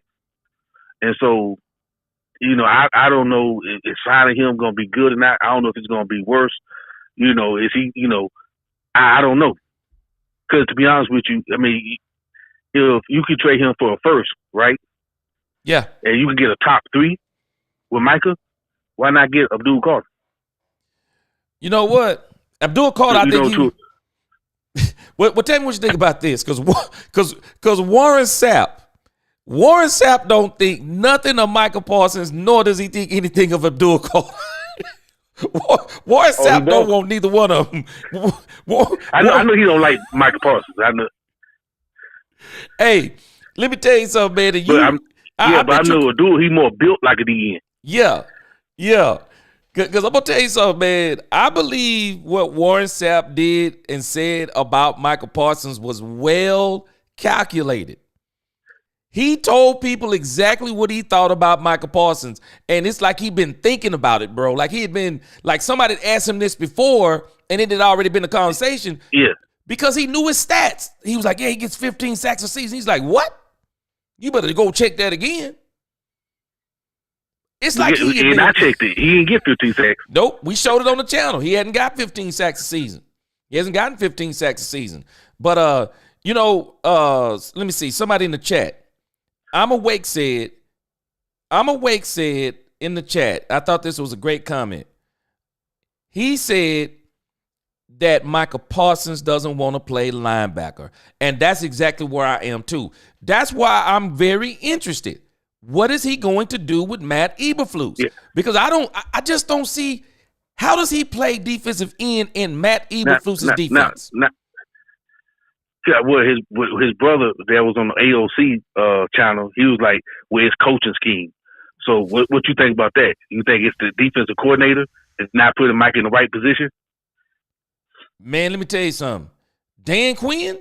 Now let's think about Michael Parsons. We saw him under Dan Quinn. He did similar to what he did under Mike Zimmer. I mean, to me, there is no better coaching scheme for Michael Parsons than Dan Quinn's coaching scheme, because Dan Quinn plays this coaching scheme to where he'll let certain players just be renegades. Everybody get to the ball. Okay, get the quarterback. Dan Quinn will let you play like that. Okay, we saw him play like that. Notice, Michael Parsons plays with Mike Zimmer. Week 12, all of a sudden, week 12, he just gets the defense. And the only way he gets the defense, he didn't get the defense. No, Mike Zimmer came to him and said, line up where you want to, do what you want to do. That's actually not getting the defense. that's not getting the defense. Getting the defense is understanding the scheme, understanding where everyone's supposed to be, understanding where you're supposed to be, and then you're reading the plays. That's not what they let Michael do. They let him line up wherever they wanted to. And I remember the press conference, they was asking Mike Zimmer about it, and they was like, why does Michael line up on the left side of the field? Mike Zimmer immediately let himself off the hook. He said, well, I told Michael he could line up where he want to. What? That's crazy. Troy Aikman says, and then I'm going to let you talk. Listen to this. Troy Aikman says, what kind of player is Michael Parsons? You know, and Troy's trying to give him credit. He's like, that Mike Zimmer would give you free reign to do what you want to do. Troy says, that's not like Mike Zimmer. I wonder why Mike Zimmer did that. It's telling us something about Michael Parsons. Yeah. And I mean, you know, it's so. I mean, you going against big linemen. You teams going game plan against that every time. Like I don't know. I think I'm on the edge of like just trade them. To be honest with you. You know, at this point. You know what? I'm telling you, if they trade him, it's a risk, but you know, if they trade him though, they got to get draft capital. They can't just trade him for exactly. They got to get draft capital. It can't be one first round and Diggs. Yeah, it can't be one first round. They got to get 2 first rounds. You got to get some draft capital for Michael Parsons. He got to be the mini Herschel Walker trade. You got to get 2 1s and a 3, 2 1s and a 2, 2 1s and a 4. You got to get draft capital, because I don't think a first round draft pick, even with his big mouth, is not enough. Let me ask you this. If you were GM and you trade, what would be your proposal for that? Michael Parsons? Yeah. I can tell you right now. Delta, the play is already right there. Everyone's already talking about it. I would trade Michael Parsons to the Cleveland Browns. But I'm not just getting Myles Garrett. They would have to give me something else too. They'd have to give me Myles Garrett in a 2. Because they're going to win. They're winning if they get Michael Parsons. Myles Garrett to you think they're going to give up Myles Garrett for Michael Parsons? I don't think they are. I don't think they're going to give up I'll be shocked if they give up Myles Garrett for anybody. I think this is Myles Garrett doing this. And let's think about this. Yeah. I don't know if anybody's realized this. I was looking at Myles Garrett contract. Let me tell you how these people work, man. These people ain't dumb. I was looking at Myles Garrett contract the other day when I was looking at Dak Prescott. I mean, not Dak Prescott. I was looking at Michael Parsons. Oh no, I was looking at the top defensive ends. I want us to think about Myles Garrett's contract. Anybody find this to be strange? I want everybody to take a look at this. Anybody find this to be strange? Look at what year Myles Garrett is on his contract. Look at what year he's in. No, I don't know what year. He's in the second to the last year of the contract. He's 30 years old, huh? He's 30 years old. He's going to be 30. He's 30 years old. So let's think about this. It's strange to me. He starts talking about this in the second to the last year of the contract. So let's ask what he's really saying. Is he saying he wants to be traded from Cleveland? That's probably a part of it too. But also when you say that and this man is still dominant, somebody says maybe we should extend him. Maybe we extend him. Oh, yeah. Maybe you add another couple of years. We saw Zach Martin do this to the Cowboys. What was it, a couple of years ago? Zach Martin holds out all of a sudden. He wants to be in the top 3 paid. If you look at the top paid defensive ends in the league, I noticed something else about his contract. Myles Garrett is not in, let's see, top defensive ends paid. When you look at their salaries, Myles Garrett is, to me, Myles Garrett is in a position that he probably shouldn't be in. Let me see if this is it here. Myles Garrett is, let me put in edge rushers. Let's see here. Hold on a second. I'm telling you, when you look at this dude he's not where he probably should be. So right now, Myles Garrett is the 5th highest paid defensive end. Would anybody agree with that? Because I don't think he's the 5th. I don't think he's the 5th best defensive end. I don't think he's the 5th best. I'm taking Myles Garrett over everybody but Nick Bosa. And I would even debate Nick Bosa. I'd probably take Myles Garrett. Myles Garrett is a monster. Freak of nature. Yep. This man is the 5th. 1, 2, 3, 4, 5. He's 30 years old. He's at the end of the contract. He's making only $25 million average per year. Total guaranteed $100 million, but fully guaranteed $50 million. He's not even close to Nick Bosa, Josh Hines Allen, Brian Burns. TJ Watt. He's not even close. So I wonder, is this Myles Garrett wanting to get out of Cleveland? And I believe that's a part of it too. But there's another alternative. But if you're not going to put me out of Cleveland, you better start working on my contract. You better start working on my contract. This man is at the end of that contract. They did this. Yeah. Yep. This may be another, and not just another. How many more big paydays does Myles Garrett have? He's 30 years old. He probably got one more. That's it. He got one more Delta Roots. He got one more contract in him. What better way to get it? What better way to get it than to start asking for this trade? Just saying. I hear you. But hey, because I was watching 105.3, The Fan, Bobby Beltway, and they had like theoretical on YouTube. They had 4 theoretical places where Dak can go. Not Dak, but Micah can go. Yeah, I saw that. I thought that was kind of interesting. Mm-hmm. So I saw that. But the Bears seem like the Bears seem more reasonable for me. Yeah. When I looked at it. Whatever team you trade him to, Delta, you got to get draft capital. You can't trade Michael for a first-round draft pick. No, if I'm trading Michael Parsons, I'm getting draft capital. I'm getting draft capital, bro. You're going to have to give me at least 3. You're going to have to give me 3 draft picks. We're not just swapping draft picks this year. You're going to give me 3 draft picks. I'm not letting this dude go.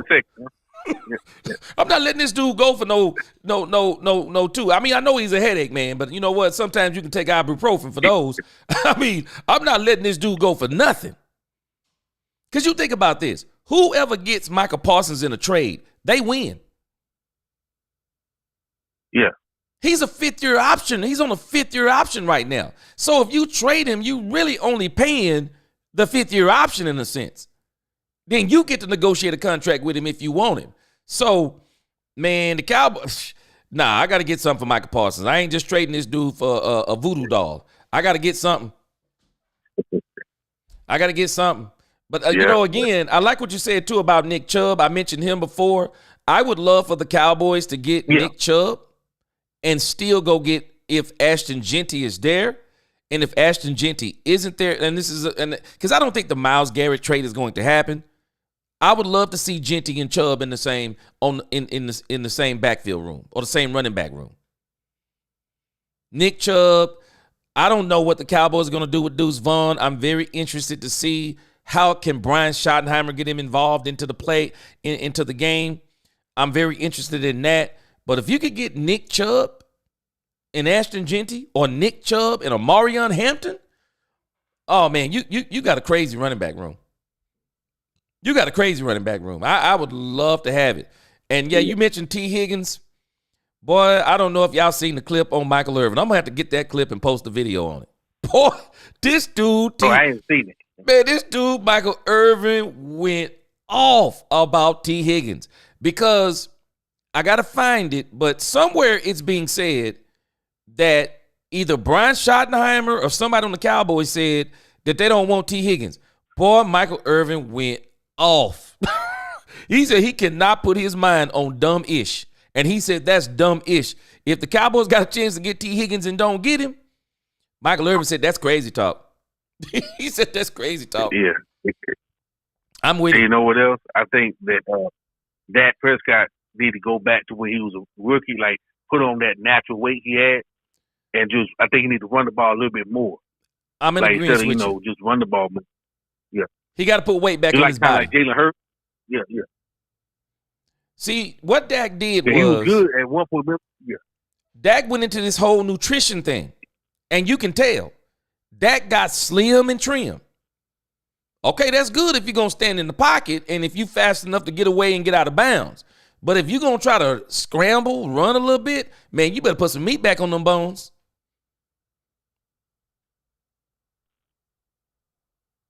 Got to put some meat on them bones, Delta Roots. You can't take you can't take them hits. I mean, man, he got to get back in there and start working in that weight room on his body again. Yeah, most definitely. So, hey, Delta Roots, man, I appreciate the phone call, man. We about to get out of here. You got the last call today, so, man, I appreciate you calling in, my brother. I appreciate you, bro. All right, man. Take it easy. I got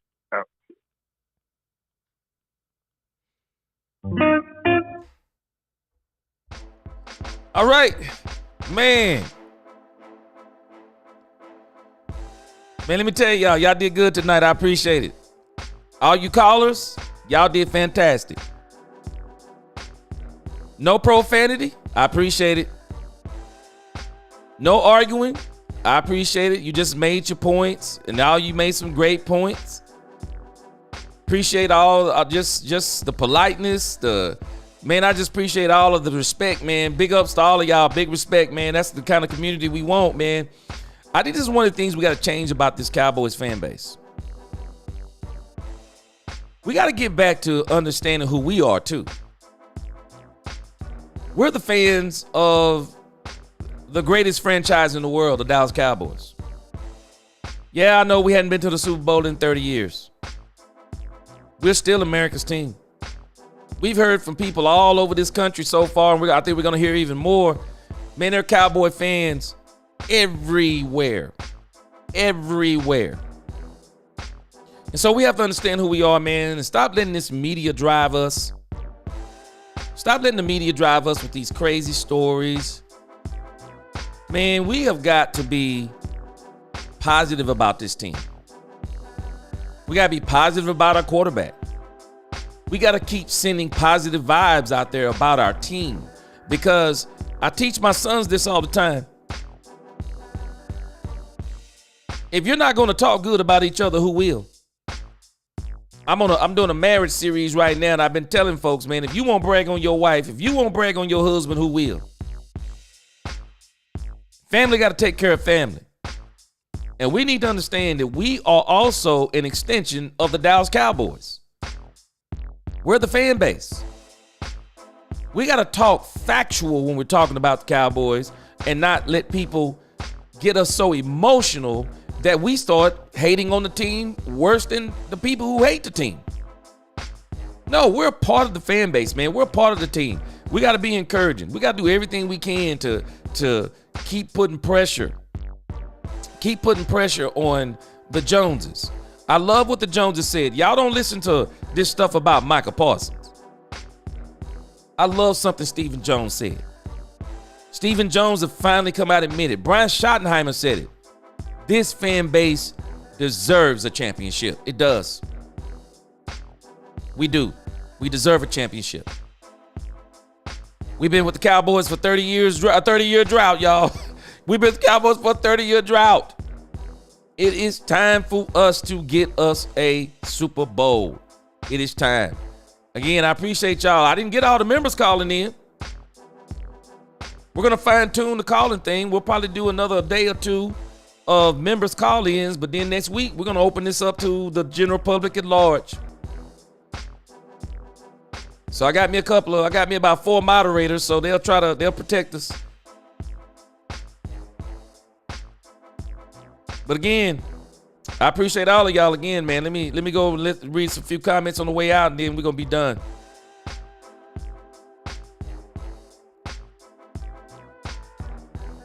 Miss Matrix said, good show, appreciate you. Turbo, what's going on? He said, you guys are not America's team anymore. Who is? Yes, we are. We are America's team. Big C from Tennessee, Memphis Cowboys, for sure.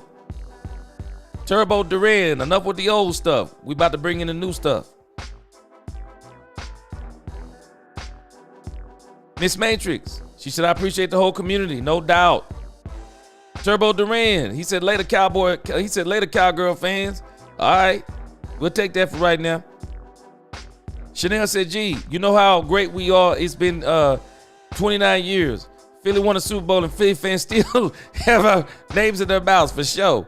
Imagine you win a Super Bowl and you worried about talking about the Dallas sucks. That's crazy work. I'm in agreement with you. Can't even enjoy your own Super Bowl.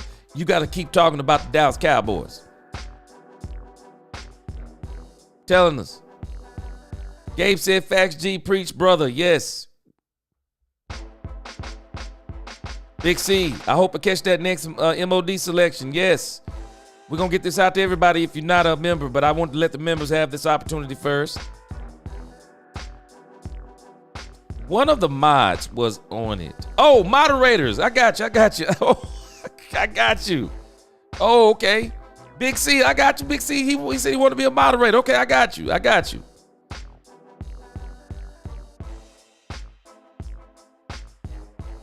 Angie definitely be on the on that mod, boy. She be on the for sure. All right. I'm awake, all you. He said public is better. Don't worry, we gonna get there. Hey, I'm awake, man. We had to work out the kinks first, man. Chanel, G, if Jerry do right, the drought will be over. I'm in total agreement. Shout out to the mods, Miss Matrix. Yes, great job. Michael Parsons has 52.5 sacks in 4 years. Good production. True Cowboy, I agree with you. But you know what? Everything is context. We got to look at them teams he's getting it against. I think that's another one of those things that Warren Sapp is talking about. Y'all better recognize, man, these guys like Warren Sapp, they be in them stats. They are in those stats, man, because there are some of these guys that hold these records. So they're in them stats. You better believe it. Chanel said, gee, I sent my moderator application, never heard back from you. Okay, I got you. Y'all send me some emails. I got you. Yes, Michael Wright, I love the positive energy you're encouraging our fan base. Man, we need it. Yes. Angie said, thank you for giving me the call in. Still can't get over that voice. My man said he melted. He melted when he heard your voice. Double star. Haters on your show. That's why we're America's team. Yeah, we can handle them haters. As long as they don't get too rowdy, we can handle them. C-Bay says, when you ban them from the show, is it permanent or is it like a timeout? I'm pretty sure it's like a timeout. I'm pretty sure the moderators are just giving them timeout. Yes, sir, I'm awake. Yeah, we gonna get it all. We gonna get this thing all the way out. We just had to test it out. Robert N, what's going on? He said he came late today. Still excellent show. Appreciate you. Filthy. He said hit that like button if you haven't. For sure. Y'all hit that like button. Hit that subscribe button if you haven't. Become a member if you haven't. Membership is going to have its privileges. Y'all going to see. Membership is going to have its privileges. Kurt 45. You don't turn on your team for a drought. Fan since 94. Yes, sir. I'm with you. You do not turn on your team. Sizzling, appreciate it. Nice job tonight, man. I was sweating having people call in, but it was all good tonight. Gabe said, rock, paper, scissors. If this world was mine. Oh, yes, sir. I hear you. Chanel, once again, chat. Michael Parsons has 1 second for playoff games in his career. Chanel dropping facts. She said you can't handle the truth.